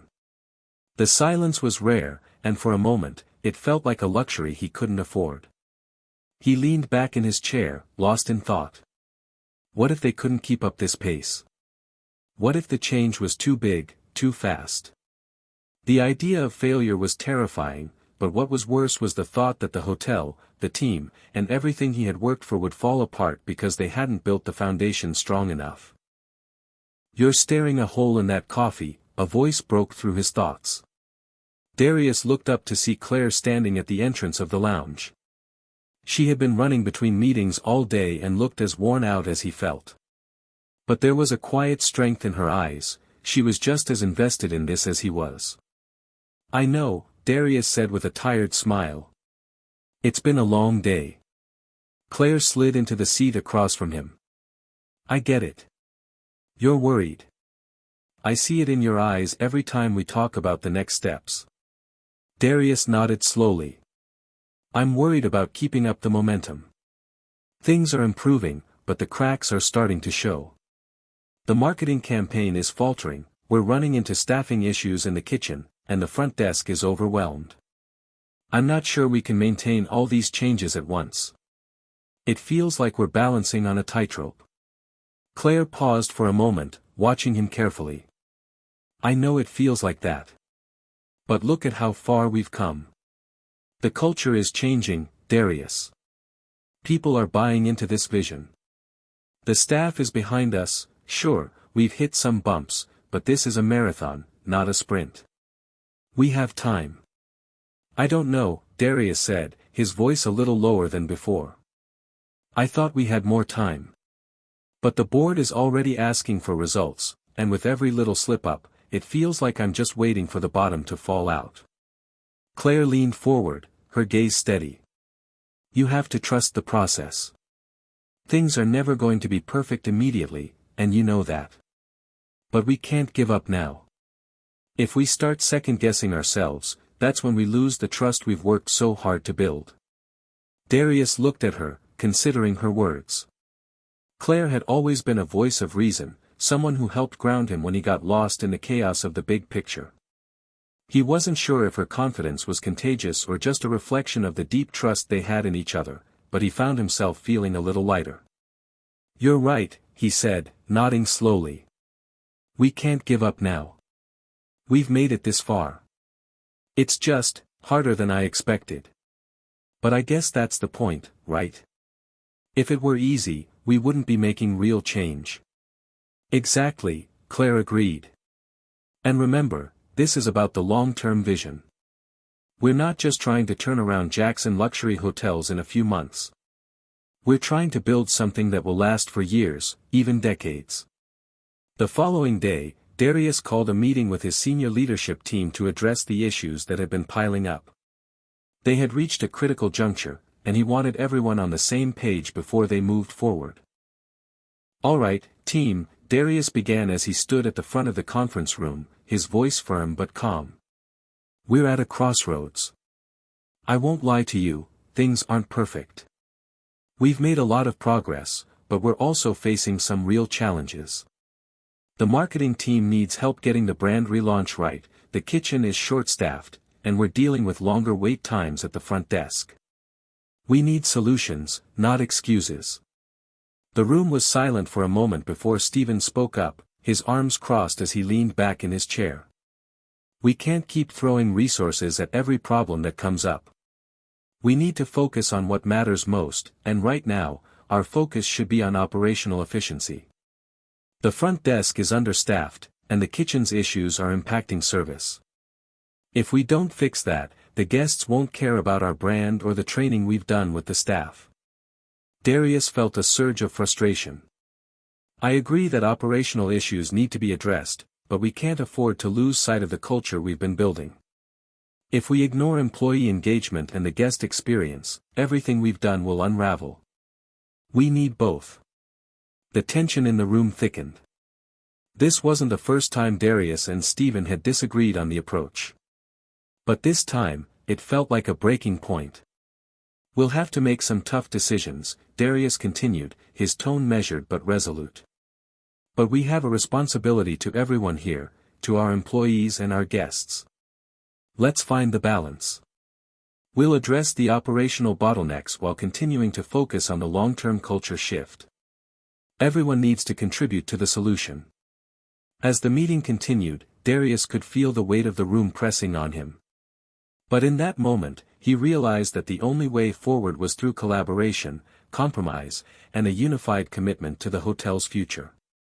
The road ahead was uncertain, but one thing was clear, Darius was determined to see it through. No matter how many challenges lay ahead, he was ready to fight for Jackson Luxury Hotels and for the team that had started to believe in the vision he'd set. As the meeting adjourned, Darius couldn't shake the feeling that something significant had just shifted. He wasn't sure if it was the growing tension or the palpable resolve in the room, but for the first time in a long while, he felt the weight of responsibility and hope interwoven. The hard part had only just begun, but he was ready for it. The following week brought an unexpected and devastating challenge for Darius. Just as he thought they were beginning to find their rhythm, the hotel was hit with a crisis that no one could have predicted. It all began with a phone call late one afternoon from the legal department. Darius, we've got a serious issue, Carla, the head of legal, said on the phone. Her tone was tight with concern. A major influencer posted a negative review online about Jackson Luxury Hotels. It's gone viral. Darius immediately felt his stomach twist. Online reviews could be a double-edged sword, positive ones could skyrocket their reputation, but a single negative review from a well-known influencer could send them into a tailspin. What's the problem? He asked, trying to keep his voice steady. This influencer stayed at the hotel last weekend and had a terrible experience, Carla explained. She's claiming that the staff was rude, the room wasn't up to standards, and worst of all, she says she was ignored when she asked for help at the front desk. The post is getting a lot of traction, and people are already starting to leave negative comments on our pages. Darius's heart sank. The hotel had been riding a wave of positive momentum, but now this influencer's voice was threatening to undo everything. "What's the damage so far?" he asked, pacing the room as he tried to wrap his head around the scope of the situation. "She has over 1 million followers, and this is blowing up. If we don't address it quickly, we risk a PR nightmare," Carla responded. "The good news is that we've caught it early, but we need to act fast." Darius hung up the phone, his mind racing. He'd faced plenty of challenges in his career, but this felt different. This wasn't just about a staffing issue or operational hiccups, it was about the hotel's reputation being dragged through the mud in real time. He knew that the key to turning this around was to address the issue head-on. It wasn't enough to respond with a generic apology and hope the storm passed. They needed a strategy, a plan that would not only solve the problem but also turn it into an opportunity to showcase the hotel's commitment to excellence. The next morning, Darius called an emergency meeting with his senior leadership team. Everyone was on edge as they gathered in the conference room.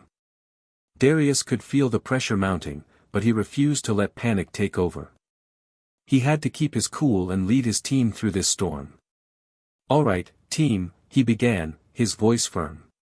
"We've got a serious situation on our hands. An influencer with a huge following has posted a damaging review, and it's gone viral. We can't ignore this, but we also can't let it define us. Here's what we're going to do." He outlined a plan that would require the team to act quickly and decisively. First, they needed to respond publicly to the influencer's post, apologizing for the experience and assuring her, and the public, that they were investigating the matter. It would be essential to acknowledge the complaint while showing their commitment to improvement. Second, Darius called for an immediate investigation into the staff's interaction with the guest. He needed to understand exactly what had happened and why the service had fallen short. This wasn't just about fixing the issue with the influencer, it was about preventing similar incidents from happening again. Finally, he wanted to use this crisis as an opportunity to showcase Jackson Luxury Hotel's dedication to quality.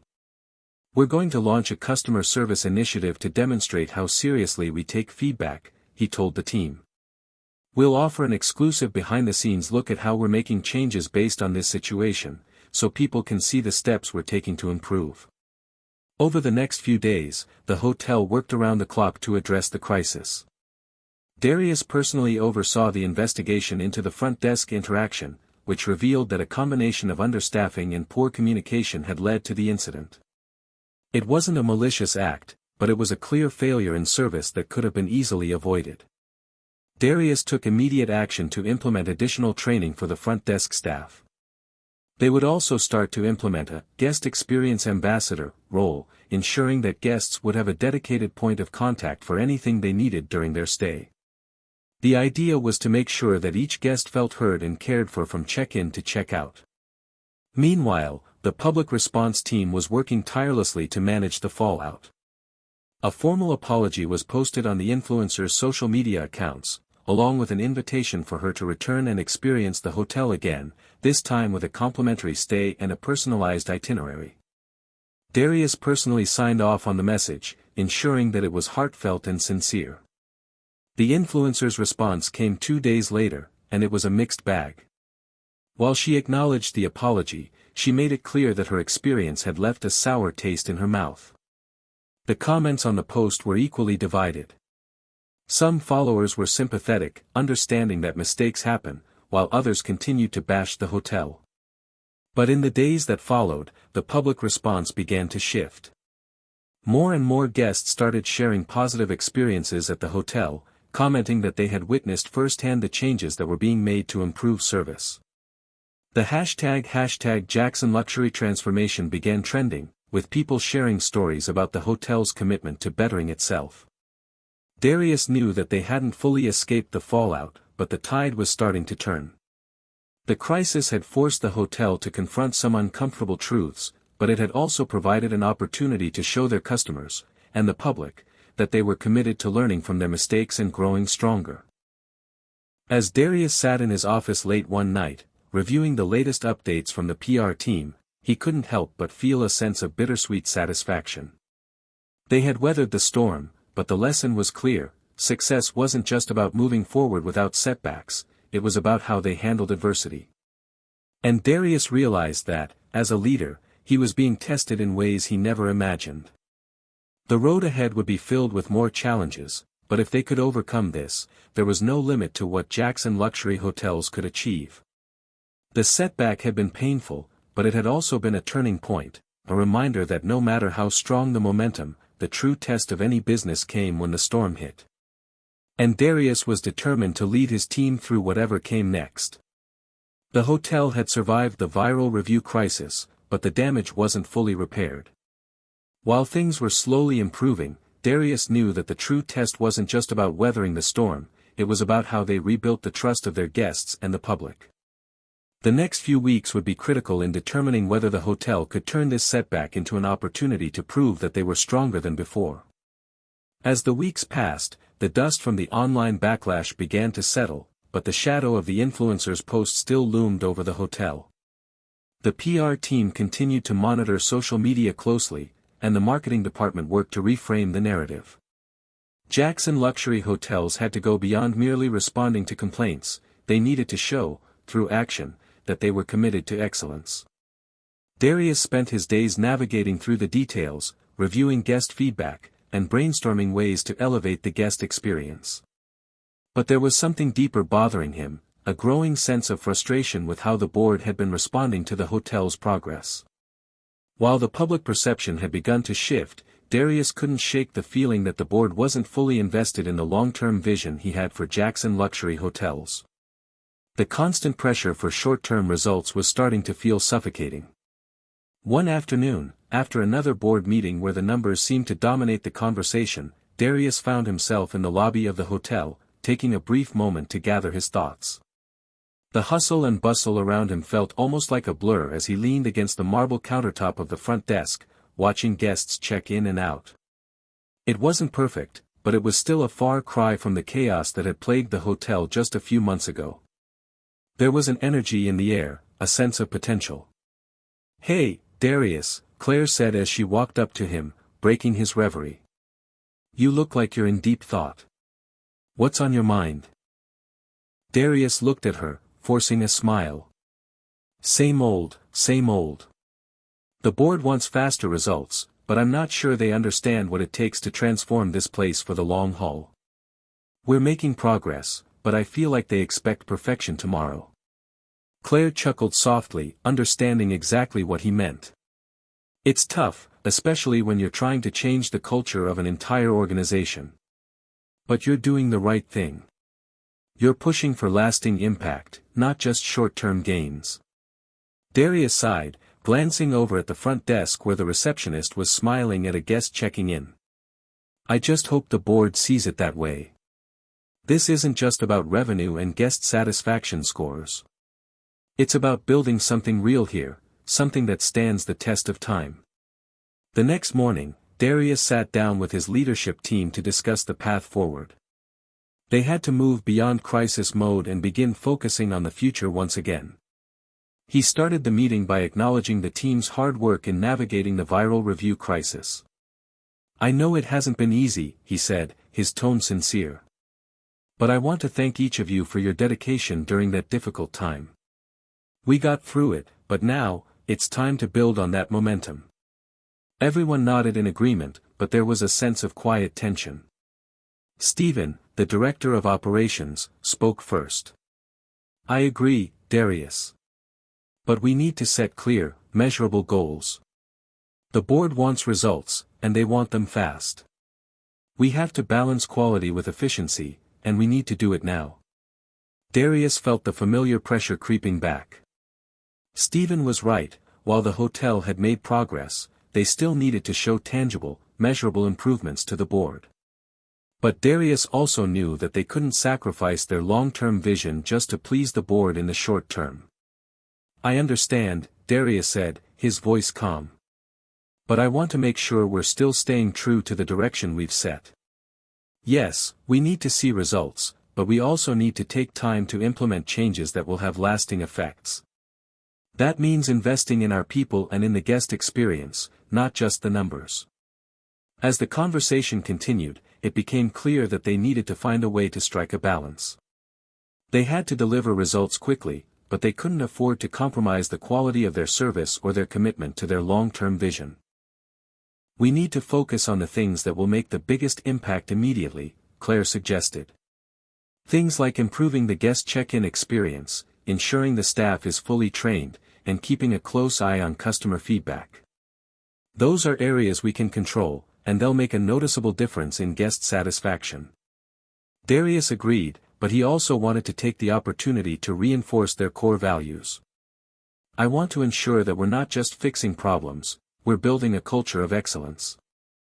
I'm going to start spending more time with the frontline staff, talking to guests, and seeing where we can make real, meaningful improvements. The team left the meeting with a clear plan. In the short term, they would focus on enhancing the guest experience, particularly around the check-in process and personalized service. But Darius knew that their success depended on much more than just operational fixes. It was about creating an environment where staff felt valued and empowered, and where the guests could feel that the hotel genuinely cared about their needs.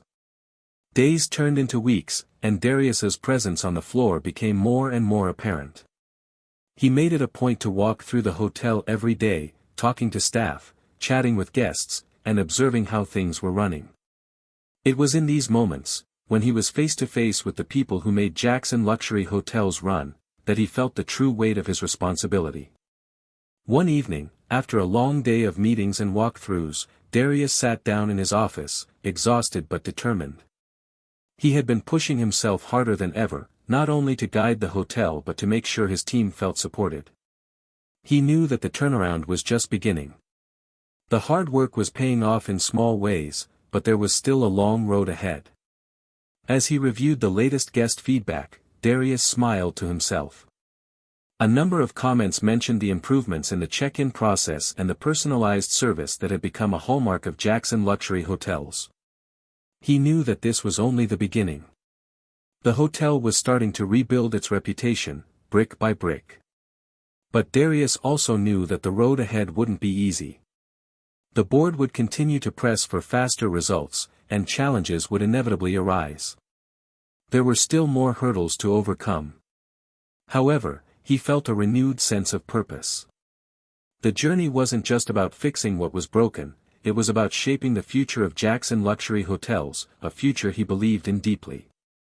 And, as always, Darius was ready to lead them through whatever came next.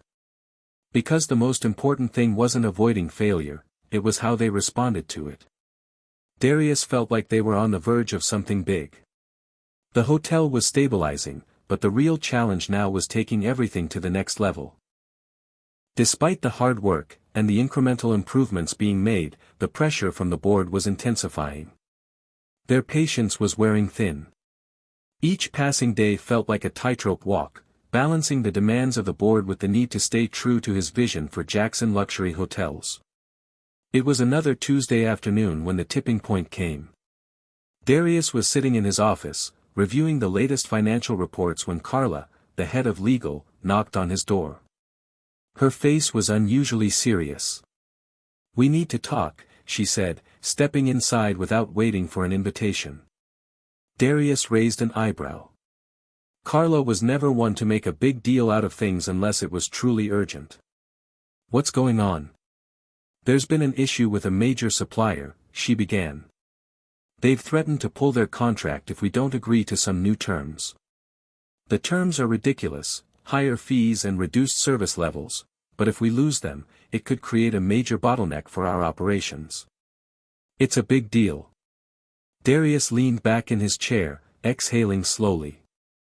The hotel's vendors were critical to maintaining operations at the high level he was pushing for, and losing a key supplier could set everything back. "What kind of new terms are they asking for?" Carla sat down across from him and pulled up a document on her tablet. They want us to increase our payment terms from 30 days to 90 days and reduce the quality of the products we receive from them. They're also demanding a significant price increase across the board. If we refuse, they're walking away from the deal. Darius clenched his fists, trying to stay calm. He understood business was business, but this felt like an attempt to take advantage of a situation where Jackson Luxury Hotels had nowhere else to turn. What's their reasoning? Why this sudden change? They're citing inflation and increased production costs, Carla replied. But the terms are clearly excessive. The question is, do we fight them on this or risk losing their supply chain? Darius thought for a moment, his mind racing. The hotel couldn't afford to lose such a vital supplier, but agreeing to these new terms would compromise the quality of service and the integrity of their brand. We can't back down. Not like this. We'll need to negotiate. Find a way to meet somewhere in the middle, but make it clear we're not willing to compromise on quality. The next few days were filled with tense negotiations. Darius personally met with representatives from the supplier, trying to find a way to salvage the relationship. But the more they spoke, the clearer it became that this wasn't just about inflation or rising costs, it was about power. The supplier was using Jackson Luxury Hotels' current position as leverage, knowing that the hotel couldn't afford to lose them.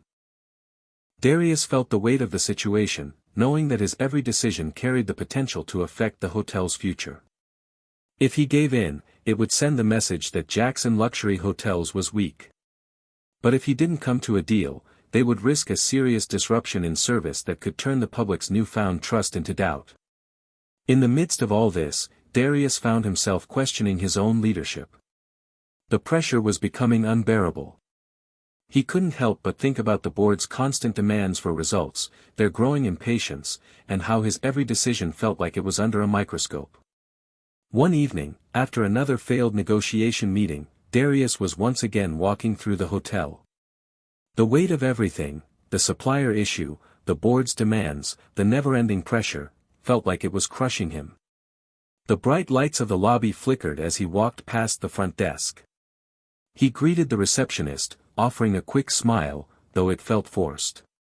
"Everything all right, Mr. Jackson?" the receptionist asked, noticing his troubled expression. Darius stopped for a moment, appreciating the small gesture of concern. "Yeah, just a lot on my plate," he replied, giving her a brief nod before continuing on his way. His thoughts were interrupted by a voice from behind him. "Darius," came a familiar, calm tone. It was Claire. She had been on the front lines with him through every crisis, and Darius had come to rely on her as a trusted advisor. She was one of the few people who truly understood the weight he carried as CEO. "We need to talk," she said. He turned to face her, trying to shake off the exhaustion in his voice. "I know. I'm losing control of the situation. The supplier won't budge, the board wants results right now, and I can't seem to make anyone happy." Claire stepped closer, her expression calm but firm. "I know you feel like everything's falling apart, but you're not in this alone. You've built an incredible team here, and everyone's working their hardest to make this hotel a success. But you can't do it all by yourself. You need to trust the people around you more." Darius looked at her, his eyes tired but filled with a quiet resolve. "I know. I've been pushing so hard, I don't know if I'm leading them the way I should be." Claire smiled slightly, placing a reassuring hand on his shoulder. "You've been leading them exactly how you should. You just need to remember that leadership isn't about carrying all the weight on your own.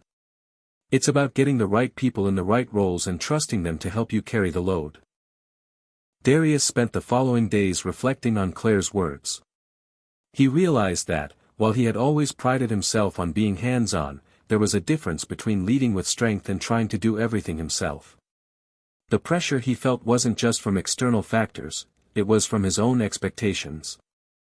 As he went back to the drawing board with the supplier, he involved more members of his team, trusting their insights and expertise. Slowly but surely, they were able to reach a compromise. It wasn't perfect, but it was a start. The supplier agreed to extend their payment terms but would maintain the same level of product quality, and the price increase was less than initially demanded. It wasn't a win, at least not in the conventional sense, but it was a victory of a different kind. Darius had learned a crucial lesson that week: leadership wasn't about being perfect.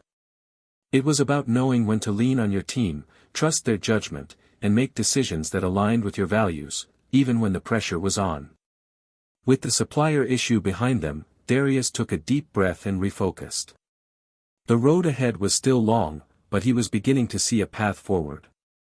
It wasn't going to be easy, and there would be many more challenges, but one thing was clear: he was ready to face them head-on, just as long as he didn't have to carry the weight alone. The tipping point had come, and Darius had emerged from it stronger. But now, he had to keep building. There were more battles to fight, more obstacles to overcome, but he knew that he had the team, the vision, and the resolve to succeed. And that, in the end, was what truly mattered. After the supplier crisis had been resolved, Darius took a moment to breathe. The weight of the world seemed a little lighter, but only just. The hotel was gaining momentum again, and Jackson Luxury Hotels was starting to look like it had weathered the worst of the storm. But just when Darius thought they were on the upswing, an unexpected crisis arose, one that would test him in ways he hadn't anticipated. It all started with a call from Mia, the head of guest services, late one night. Her voice was tight, tinged with panic. "Darius, we have a situation. A guest is claiming they were drugged during their stay. They've gone to the press, and they're threatening to sue. We need to act fast." Darius sat upright in his chair, a cold feeling settling in his stomach. He had dealt with operational challenges, financial pressure, and staff issues before, but this was different. This was serious. A claim like this could destroy everything they had worked for. "Where is the guest now?" Darius asked, his mind racing. "Still on the property, in one of the suites," Mia replied. "Our security team has already stepped in, but the press is catching wind of it. I'm not sure how much longer we can contain it." Darius cursed under his breath, trying to gather his thoughts. He had never prepared for something like this. They needed to act quickly, but they also needed to be careful. "I'll be there in 30 minutes. Get our legal team involved, and keep the press away from this for now." When Darius arrived at the hotel, he found Mia, the legal team, and the head of security gathered in a conference room, all looking tense. Mia immediately briefed him on the situation. "The guest, a business executive from New York, claims that she felt disoriented after visiting the hotel's bar. She's saying she was drugged and is demanding compensation. The local news outlet has picked up the story, and it's spreading fast." Darius leaned forward, listening intently. "Have we spoken with the bar staff?" "We've spoken to them," Mia said. "They deny any wrongdoing. But the guest is insistent. She says she was fine when she arrived, but once she had a drink, she started feeling woozy. She's also saying that she went to the bathroom and someone was watching her." The hairs on the back of Darius's neck stood up. "That sounds serious. Is there any surveillance footage we can look at?" "Yes, we have footage of her entering the bar and leaving. We're reviewing it now, but nothing seems unusual. No signs of any altercation. But we're still going through everything." The next few hours were spent in a blur of meetings, phone calls, and strategy discussions. Darius worked closely with his legal team to formulate a response, all the while his mind spinning with possibilities. He couldn't afford a public scandal, not after everything they had gone through. But he also couldn't risk brushing off a serious claim if it were true. If the press got a hold of this, it could completely tarnish the hotel's reputation. The footage from the bar didn't show anything overt, but there was one peculiar thing: a brief moment when the guest left the bar and entered the hallway toward the bathrooms, a hotel staff member appeared in the background, walking in the same direction. He didn't interact with her, but the timing was troubling. "Let's pull his records," Darius said, his tone cold and precise. "Find out who this staff member is and what his background looks like." An hour later, the security team found the staff member in question, a junior bartender named Luke. The investigation revealed that Luke had been with Jackson Luxury Hotels for just over a year, with no prior incidents on record. However, his background check had shown a few minor disciplinary actions related to alcohol consumption on the job, which raised red flags. Darius felt a wave of frustration and disbelief wash over him. "This can't be happening," he muttered. It seemed like every step forward the hotel took was countered by an even bigger setback. This was a nightmare. "We need to talk to Luke," Mia said, her voice calm but firm. "We need to know what happened from his side of the story." When Darius and Mia sat down with Luke, it was clear that the young bartender was nervous, his hands trembling slightly as he recounted the events of that evening. "I didn't do anything, I swear," Luke said, his voice shaky. "She came in, ordered a drink, and I served her. She seemed perfectly fine when she drank it. She left a tip, said thank you, and went to the bathroom. I didn't think anything of it." Darius and Mia exchanged a look. This wasn't adding up. The footage had shown Luke in the background, but there was nothing that connected him directly to the claim. Still, the fact that his background was filled with minor infractions put everything under scrutiny. "Did anyone else serve her drinks that night?" Mia asked. Luke shook his head. "No. I was the only one behind the bar. No one else even spoke to her." The tension in the room was palpable as the team tried to piece together the puzzle. Darius knew that the only way to clear the hotel's name was to find the truth, no matter how unpleasant it might be. They needed to be sure, one way or the other.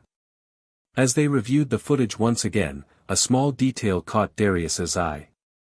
The guest had left the bar and headed toward the bathroom, but just before entering, there was a quick moment where another guest seemed to slip into the frame, walking in the opposite direction. He didn't look like hotel staff, but something about his gait made Darius feel uneasy. "Can we identify this person?" Darius asked. The security team zoomed in on the footage, working quickly to pull a clearer image. They found the person's face and cross-referenced it with their guest list. To Darius's surprise, the man in the footage was a known guest, one who had stayed at the hotel multiple times before. His name was Jeffrey Campbell, a tech mogul who had recently hosted a conference at the hotel. The discovery of Jeffrey Campbell's involvement was a game-changer. He was a high-profile guest, and his involvement in the incident would add fuel to the fire if the story went public. But Darius didn't jump to conclusions yet. He had to speak to Campbell himself. There was no way they could let this unfold in the press without getting the full story. When they located Jeffrey Campbell, he was surprisingly cooperative. "I didn't do anything," he insisted when Darius confronted him. "I was just trying to get to the restroom. But I saw her coming out of the bar and, well, she didn't seem like herself. I don't know if she was drugged or if it was something else, but I thought she might need help." The tech mogul's account added another layer of complexity to the situation. Was it possible that the guest had been drugged? Or was there something else at play here? Darius realized the situation had turned into a much bigger mystery than anyone had expected. The pressure was building once again, and his decisions in the coming days would determine not only the fate of the hotel but also his own credibility as a leader. As the hours dragged on, Darius knew one thing for certain: they were on the edge of a scandal.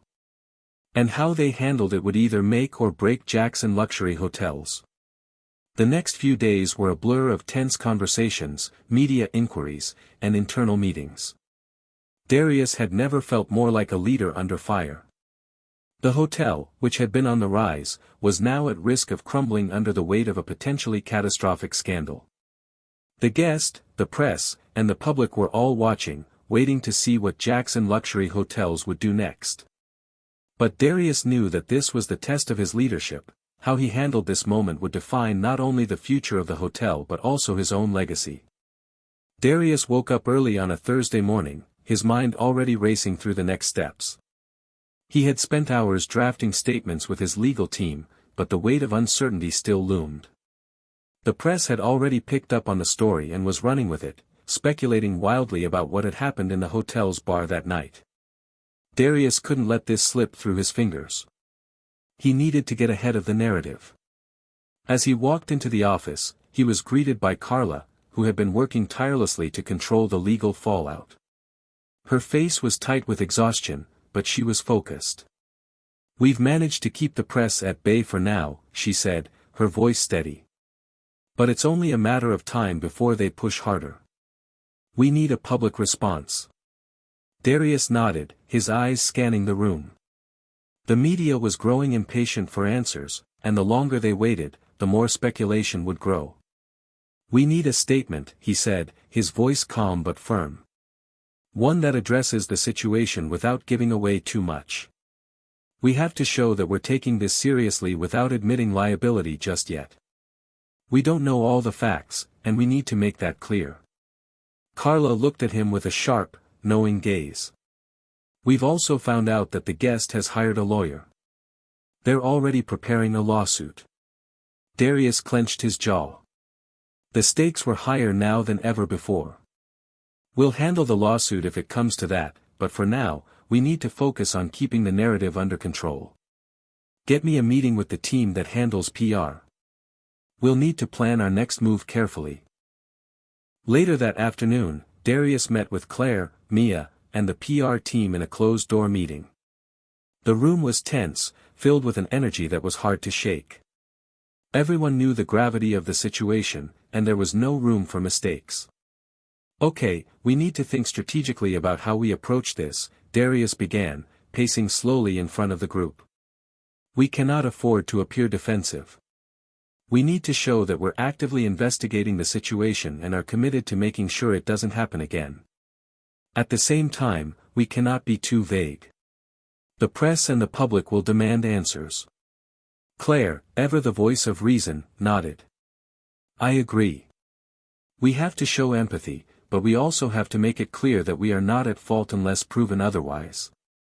Mia added, "And we need to be prepared for any questions about the staff member involved, Luke. We don't know if he was involved, but we also can't ignore the fact that his past disciplinary actions might raise some concerns." Darius sighed. "I know. This isn't just about the guest anymore, it's about trust. Our brand stands for quality, safety, and service. If we let this spiral out of control, we could lose everything we've worked for." After several hours of discussion, they crafted a carefully worded statement that would go out to the press the next morning. It was transparent and reassuring, without overcommitting to any conclusions. The hotel was taking the matter seriously, they stated, and would conduct a full investigation into the incident. They expressed regret that the guest had experienced distress but emphasized that Jackson Luxury Hotels would do everything in their power to resolve the situation in a way that was fair and just. The statement was brief, professional, and non-inflammatory, exactly what they needed to avoid further sensationalizing the situation.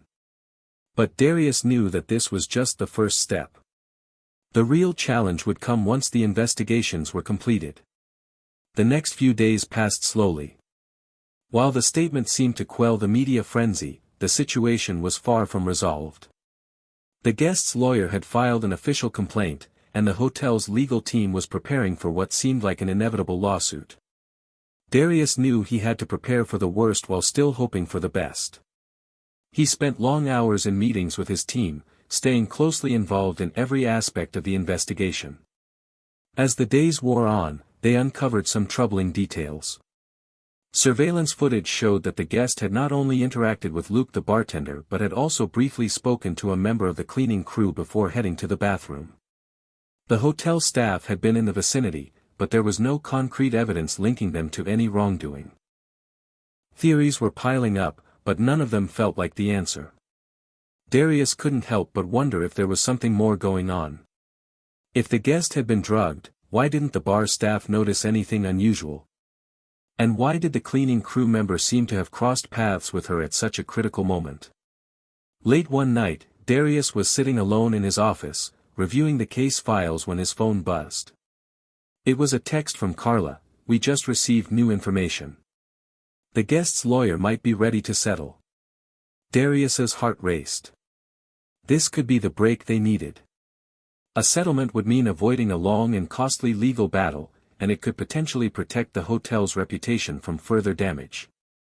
But Darius wasn't ready to celebrate just yet. He needed to be cautious. He quickly called Carla. "What do you mean by settle? What's the offer?" Carla hesitated. "It's not a done deal, but the guest's lawyer has proposed a settlement that would involve a non-disclosure agreement and a significant payout. If we accept, the guest drops the lawsuit and we avoid the public court battle." Darius rubbed his forehead, considering the implications. A settlement would be the quickest resolution, but it would come with a price, both financially and in terms of how the hotel would be perceived. The public might see it as an admission of guilt, even though it was just an effort to avoid a lengthy trial. "Get me the terms in writing," Darius said, his voice steady. "I need to review everything carefully before we make any decisions." The next morning, Darius sat at his desk, going through the settlement proposal with his legal team. It was a generous offer, one that would likely ensure the guest's silence in exchange for a hefty payout. But Darius wasn't sure if it was the right choice. The offer was tempting, but it felt like a compromise of Jackson Luxury Hotel's integrity. Finally, he set down the documents and looked up at Carla and Mia, who were seated across from him. "We can't let this define us. If we settle now, it could send the wrong message, that we're admitting guilt when we don't even know the full story." Mia nodded. "I agree. A settlement might be the easiest way out, but we have to be careful about the long-term impact. We can't let this become part of our brand identity." Darius exhaled slowly. "Then we fight it. We'll continue the investigation and go to court if we have to. But we don't pay for silence. Not this time." It was a decision that would take them down a much more difficult path. But in that moment, Darius knew it was the right choice. He couldn't let the truth be buried just to avoid a scandal. Jackson Luxury Hotels was more than just a business, it was a brand built on trust and transparency. And he wasn't about to let it be compromised. The fight was just beginning. The decision to fight the lawsuit in court sent shockwaves throughout Jackson Luxury Hotels. Darius knew that by rejecting the settlement offer, they were entering a dangerous territory, a prolonged legal battle that would only increase the public scrutiny. But it was the right decision. He couldn't let the hotel's reputation be bought. He couldn't let them be bullied into silence. The next few weeks were a blur of legal strategies, press conferences, and high-stakes meetings. The case became a media spectacle, with pundits discussing every new development on the nightly news. Darius, Mia, Carla, and the entire legal team worked around the clock to ensure that their defense was airtight. They reviewed surveillance footage, questioned every staff member who had been present that night, and combed through the guest's background to uncover any possible inconsistencies. As the case progressed, more details began to surface.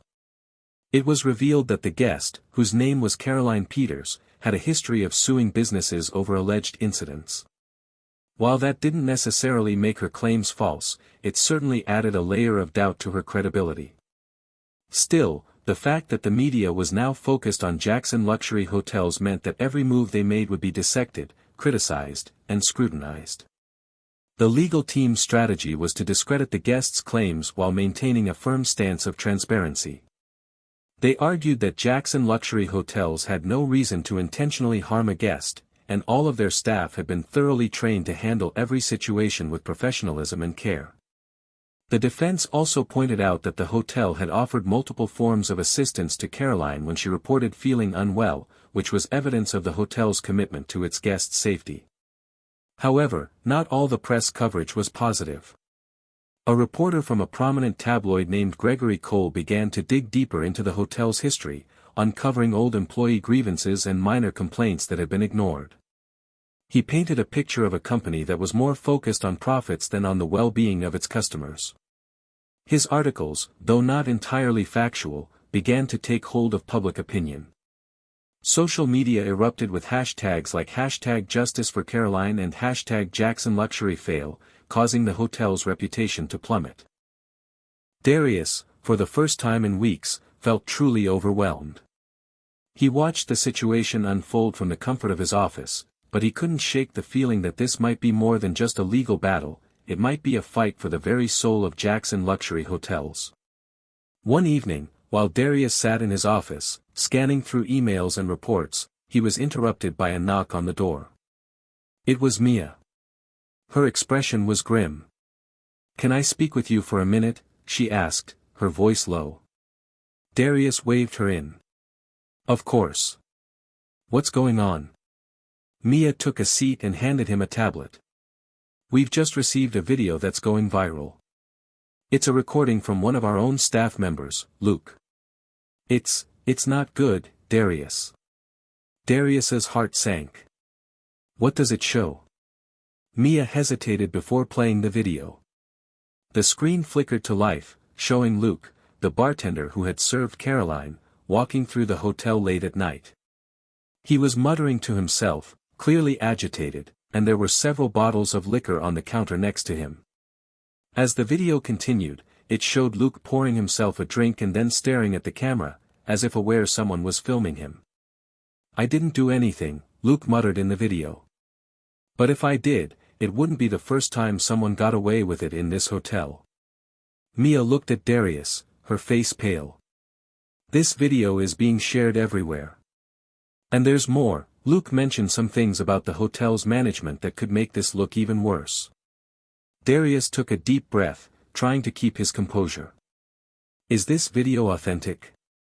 Is there any way to confirm it was filmed recently?" Mia nodded. "We checked the time stamp. It was recorded just a few days before the incident. And Luke is wearing his uniform. It seems to be real." Darius leaned back in his chair, the weight of the situation bearing down on him. "This could be the final blow, Mia. If this gets out, it could destroy everything. This is not just about Caroline anymore. This is about the hotel's culture and the way we treat our staff." The following days were a whirlwind. Darius called an emergency meeting with his senior leadership team, where he demanded answers. Luke's behavior, though unprofessional, was an isolated incident. But the fact that it was linked to the hotel's image was a huge blow. Darius knew that he had to act quickly to regain control of the narrative before things spiraled further. "Where is Luke now?" Darius asked, his voice sharp. "He's been suspended," Carla replied. "We're conducting an internal investigation, but we can't let this linger. He's a liability right now." Mia spoke up, her voice filled with concern. "Darius, we need to think about how we present this to the public. If we let this video leak without any kind of response, it'll look like we're covering it up. But if we address it directly, we risk looking incompetent." Darius rubbed his temples, the pressure mounting. He had always prided himself on his ability to handle difficult situations, but this one felt like it was beyond his control. "We have to come clean. We've been honest with the press so far, and that's the only way forward. We'll issue a statement acknowledging the video and explaining that we've taken immediate action. We'll also commit to a full review of our internal processes to ensure that something like this never happens again." The statement went out to the press the next morning, acknowledging the video and the hotel's commitment to addressing the issues raised. It was a bold move, but it was necessary. Darius knew that they couldn't afford to hide from the truth any longer. Transparency, even in the face of embarrassment, was the only path to redemption. But as the days passed, Darius realized that the fallout from the video wasn't going to be as easy to manage as he had hoped. The public's perception of Jackson Luxury Hotels was at an all-time low. Social media campaigns continued to gain momentum, with people calling for a boycott of the hotel. Even some of his most loyal staff members began to question the leadership at the top. Darius felt a pang of guilt. Had he been too focused on growth, on expansion, to notice the cracks forming beneath the surface? Had he overlooked the importance of building a strong, healthy company culture? He had always been a visionary, pushing the company to reach new heights, but perhaps in doing so, he had lost sight of the foundation on which it was built. As the legal battle raged on, Darius found himself at a crossroads. The road ahead was uncertain, but one thing was clear: Jackson Luxury Hotels needed to change. They couldn't continue down this path if they hoped to rebuild their reputation. They needed to redefine their values, not just in words, but in actions. Only then would they be able to reclaim the trust they had lost. But Darius knew that the hardest part was still to come, proving to the world that Jackson Luxury Hotels was more than just a brand. It was a place where people mattered, where every guest and every staff member was treated with respect and dignity. The real challenge was just beginning. As the days dragged on, the once gleaming reputation of Jackson Luxury Hotels began to erode.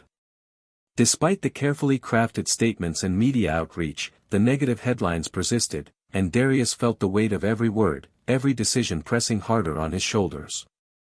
Each headline seemed to carry a weight heavier than the last, and the public's trust was slowly slipping further from his grasp. For a moment, Darius wondered if he had made the right choice in refusing the settlement, if the damage had already been done, and no amount of legal strategy could reverse the course of the storm they were in. It was late Friday afternoon when Darius was finally forced to confront the scale of the disaster. Mia entered his office with a grim look, holding her phone in her hand. "We've just been served," she said, her voice tight. Darius looked up from his desk, his stomach twisting. "Served? With what?" "A lawsuit," Mia replied, her voice steady, but there was a hint of concern behind her eyes. "The guest, Caroline Peters, is suing for emotional distress, defamation, and punitive damages. She's also including claims against the hotel's practices in regards to employee conduct. It's escalating, Darius. She's not backing down." The room seemed to close in around Darius. "This is exactly what we didn't want. What's her lawyer saying?" Mia sighed and took a seat. "They're demanding a public apology, a settlement amount that would wipe out any profits we made last year, and for Jackson Luxury Hotels to overhaul its internal policies, especially concerning its staff's training and supervision. They've also included the video with Luke in the lawsuit, claiming it's evidence of a systemic failure in our operations." Darius leaned back in his chair, running his fingers through his hair. "We can't give in to that. If we give them an inch, they'll take a mile. We need to fight this. But we can't ignore what's happening with the public perception." The pressure mounted in ways Darius hadn't anticipated. The once calm halls of Jackson Luxury Hotels now felt suffocating, filled with tense faces, worried murmurs, and quick, sharp meetings. His executive team had started to fracture, with some in favor of a settlement and others standing firm on a public defense. The board had grown restless, and rumors began to circulate that Darius's leadership might soon be questioned if things didn't improve. The situation outside the company was no better. The social media firestorm, initially sparked by the video of Luke, had turned into a full-scale online campaign. People were now questioning whether Jackson Luxury Hotels truly respected its customers or if they were only interested in their bottom line. Hashtags like #BoycottJacksonHotels and #WeDeserveBetter were trending, and every day, it seemed like another celebrity or influencer joined the fray, condemning the brand. Darius knew that they couldn't afford to keep fighting this in the courts and media indefinitely. But he couldn't give up without doing everything possible to redeem the hotel. He made a decision that day: Jackson Luxury Hotels needed a complete overhaul, and it needed to happen fast. The following week, Darius took an unexpected step. He announced that he would be personally overseeing a complete internal review of Jackson Luxury Hotels' practices. This would include every department, from housekeeping to management. The focus was clear: to rebuild the foundation of trust with both their employees and customers. He knew that the hotel's culture had become too focused on profitability at the expense of quality, and it was time for a new approach. "I am committed to taking responsibility for what's happened," Darius said in a statement to the press. "Jackson Luxury Hotels has failed to meet the standards that we set for ourselves. And while we're working to address the legal matters surrounding the incident with Caroline Peters, we are also looking inward. We will be conducting a full review of our training, our employee support programs, and our corporate culture. No stone will be left unturned." Darius's decision was met with mixed reactions. Some praised his transparency, while others saw it as a sign of desperation.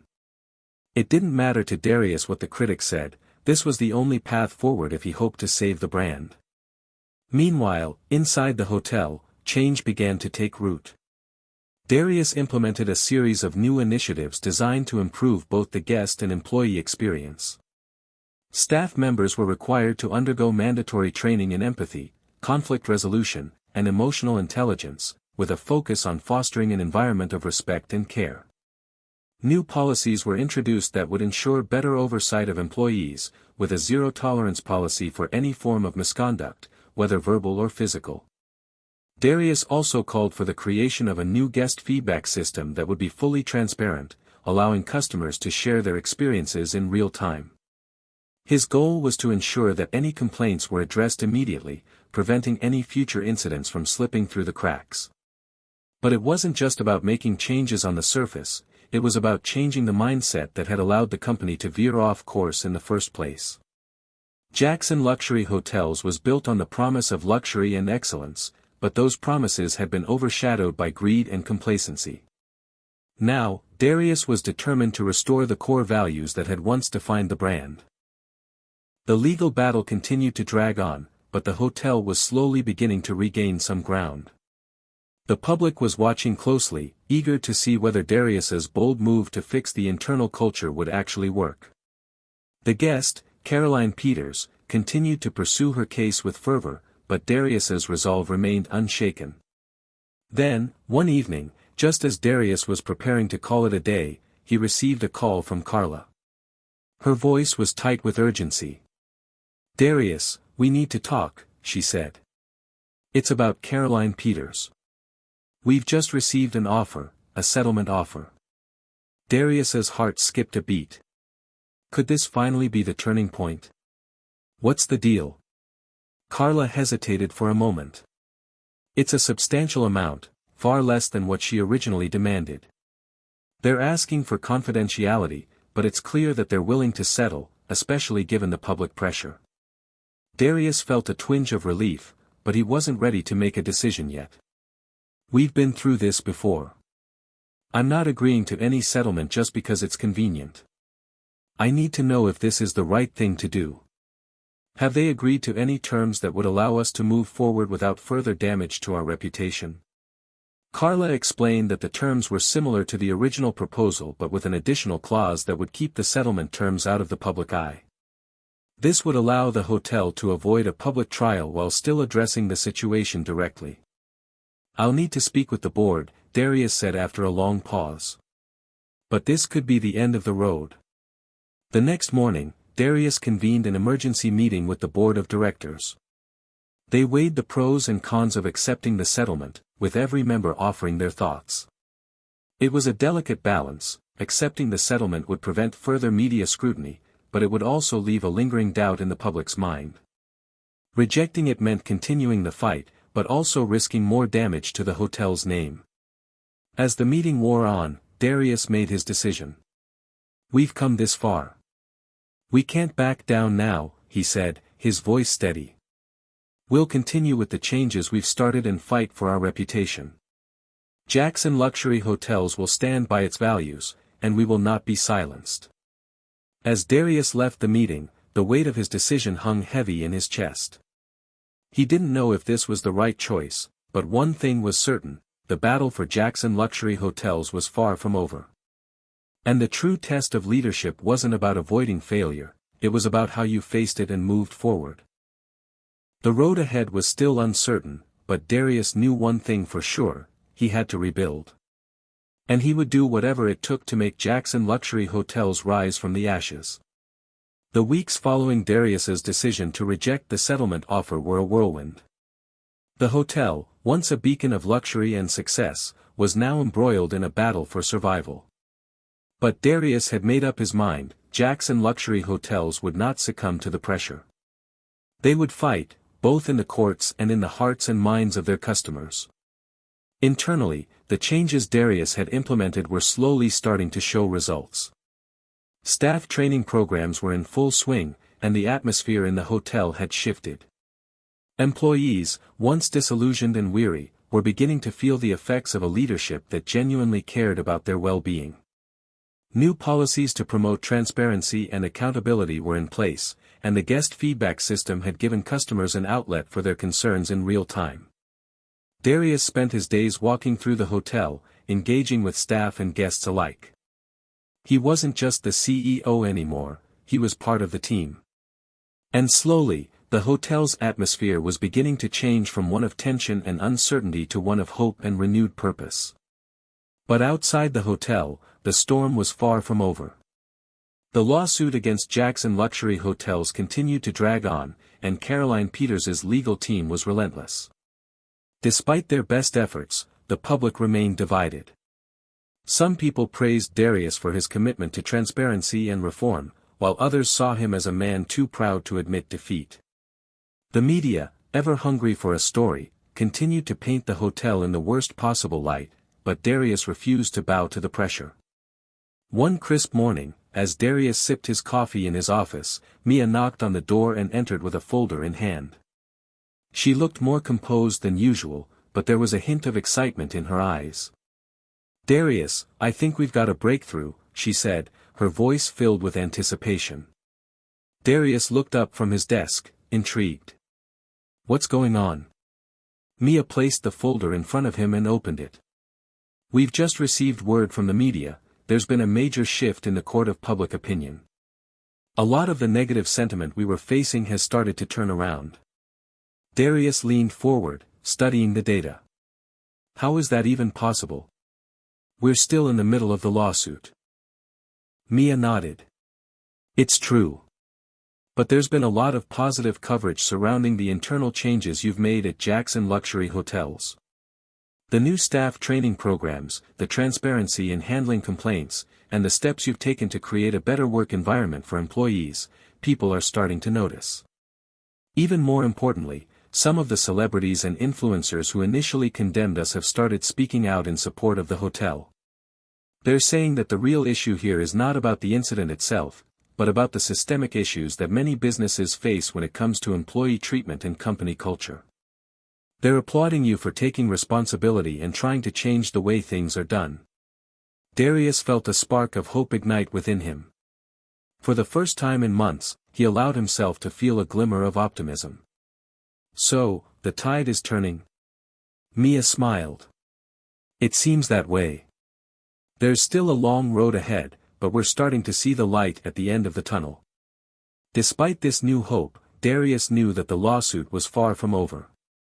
Caroline Peters's legal team wasn't backing down, and they were relentless in their pursuit of a settlement. They had managed to gather more information, including more footage and testimonies, all of which they intended to use against Jackson Luxury Hotels in court. But Darius was no longer intimidated.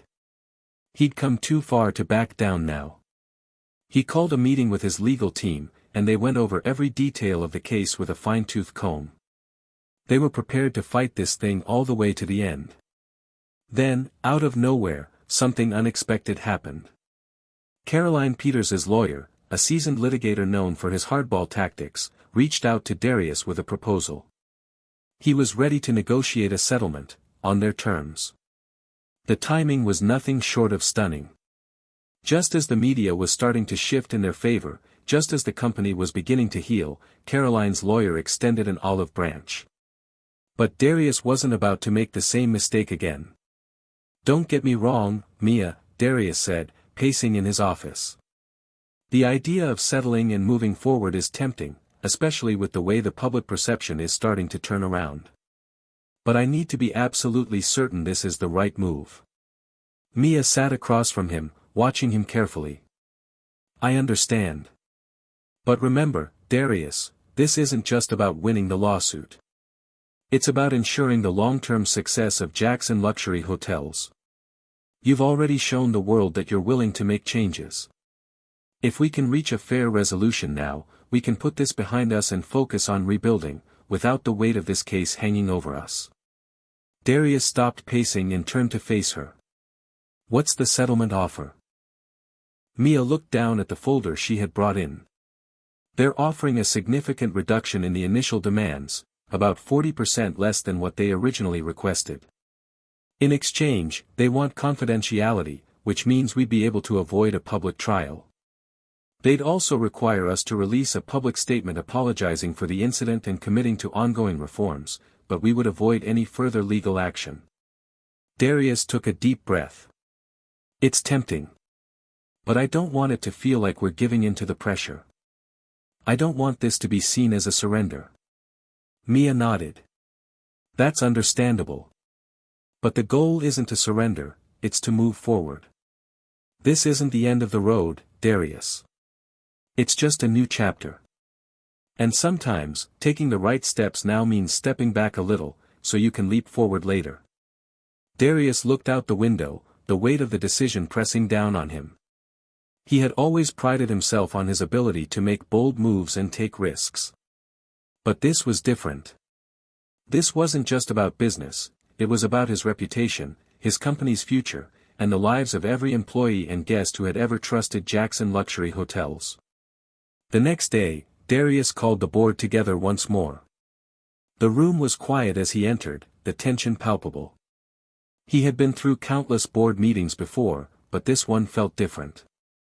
This time, the stakes were higher. He stood before the board and cleared his throat. I've given this a lot of thought. The public perception is shifting. The changes we've implemented are beginning to show results. But the question remains, do we settle and close this chapter, or do we continue to fight? The room was silent for a moment, and then one of the senior board members, Jonathan Harris, spoke up. We've been through a lot, Darius. But the reality is that we can't keep fighting this forever. The settlement offer seems like a fair compromise, given the circumstances. It allows us to move on and focus on rebuilding the company. The apology will help us heal the wounds, and the confidentiality clause ensures we can control the narrative moving forward. Another board member, Lisa Goldstein, spoke up as well. I agree. It's been a long, exhausting battle. This isn't about losing or winning, it's about taking control of the situation and ensuring that Jackson Luxury Hotels can rise from the ashes. Darius looked around the room, taking in the faces of the people who had been with him through thick and thin. They had seen the ups and downs of the hotel industry, and they knew what it took to rebuild after a crisis. Finally, Darius nodded.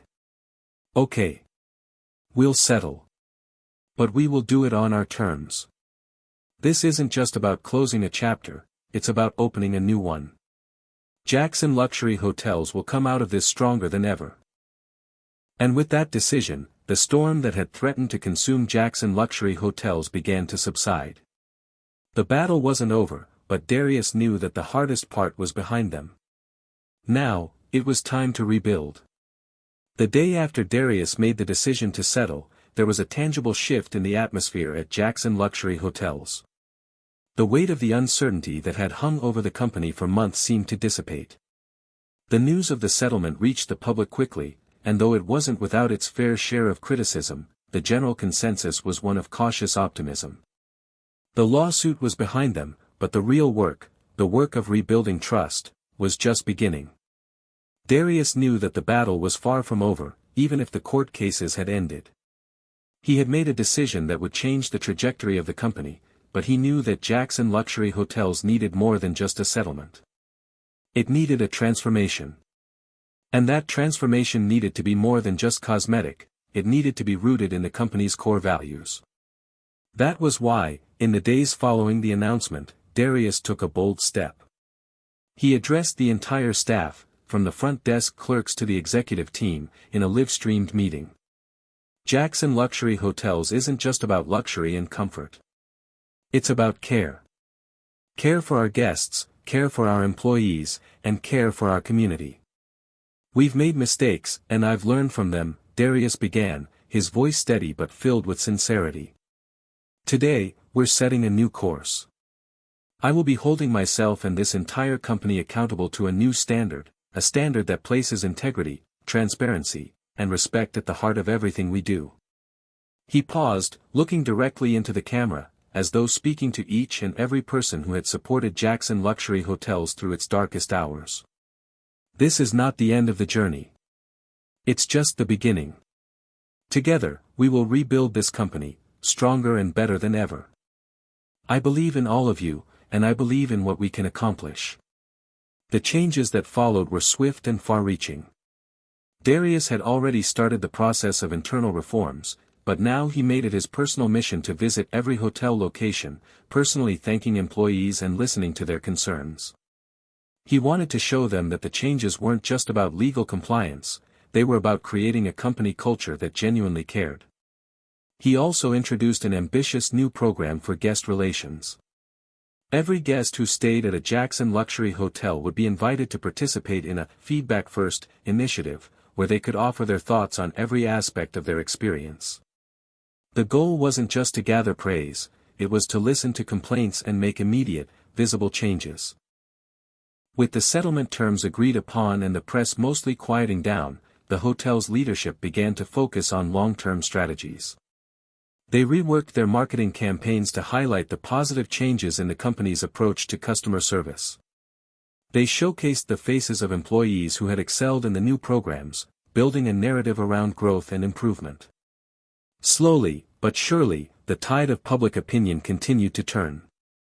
But the real test came when Darius received a call from Caroline Peters herself. It had been weeks since the settlement was finalized, and he hadn't heard from her since the terms were agreed upon. The call was unexpected, and the message she left on his voicemail was even more surprising. "Darius, it's Caroline Peters. I just wanted to say thank you. I didn't expect you to follow through with the changes you promised, but you did. I've been reading the updates, and I can see that you're serious about turning things around. I don't think I'll ever forget what happened, but I can't deny that your actions speak louder than words." When Darius heard the message, it was a bittersweet moment for him. He had been prepared to never hear from Caroline again, especially not after everything that had transpired. But her words carried weight. They weren't just an apology, they were a recognition that Darius had honored his commitment to change. The public perception had shifted, and while there was still work to be done, they were no longer the villain of the story. Over the next several months, Jackson luxury hotels began to see a steady increase in bookings. The guests who had once abandoned the brand now began returning, curious to see if the changes were real. The hotel's social media channels, which had once been filled with criticism, now saw an uptick in positive comments and reviews. People were sharing stories of how they had been treated with respect and care during their stays. Word of mouth began to spread that Jackson luxury hotels had made a true turnaround. The success wasn't immediate, but it was undeniable. The hotel's employee retention rate improved, as did its guest satisfaction scores. The changes were proving effective, and the company's culture was becoming one of pride and commitment. For Darius, the journey wasn't just about rebuilding the brand, it was about personal growth. He had learned invaluable lessons from the crisis, lessons about humility, leadership, and the importance of staying true to your values even when the world is watching. He had made mistakes, but he had also corrected them, and in the process, he had learned what it truly meant to lead. One evening, as Darius stood on the rooftop of the Jackson Luxury Hotel in New York City, looking out at the city skyline, he allowed himself a moment of reflection. It had been a long, hard road, but he had navigated it with a sense of purpose and determination. The hotel was on a new path, and so was he. The challenges they had faced together had not broken them, they had forged a stronger, more resilient company. As he gazed out over the glowing city lights, Darius felt a sense of peace settle over him. The worst was behind them. Jackson Luxury Hotels had weathered the storm, and now, they were ready to embrace a future of growth and success. The following morning, Darius sat down at his desk and picked up his phone. He dialed a number he hadn't called in months. It was time to speak with his father. The old man had always been a guiding force in his life, and despite their differences, Darius knew that his father would be proud of the man he had become. "Hey, Dad," Darius said when his father picked up. "I just wanted to say, thank you. For everything. I couldn't have done this without you." His father's voice was steady and filled with pride. "You've done the hard work, son. And you've earned this victory. I'm proud of you. And with that, Darius knew that the road ahead, though still uncertain, was one he could navigate with confidence. He had faced the ultimate test and come out stronger for it. Jackson Luxury Hotels was more than just a business, it was a reflection of his own growth, his resilience, and his unshakable belief in the power of second chances. The story of Jackson Luxury Hotels was far from over, but it was finally entering a new chapter, one filled with promise, hope, and the knowledge that every challenge, no matter how great, could be overcome. Hit subscribe and leave a comment with where you're watching from. This story might just spark a new beginning. What's one thing that always pushes you forward, even when things get tough?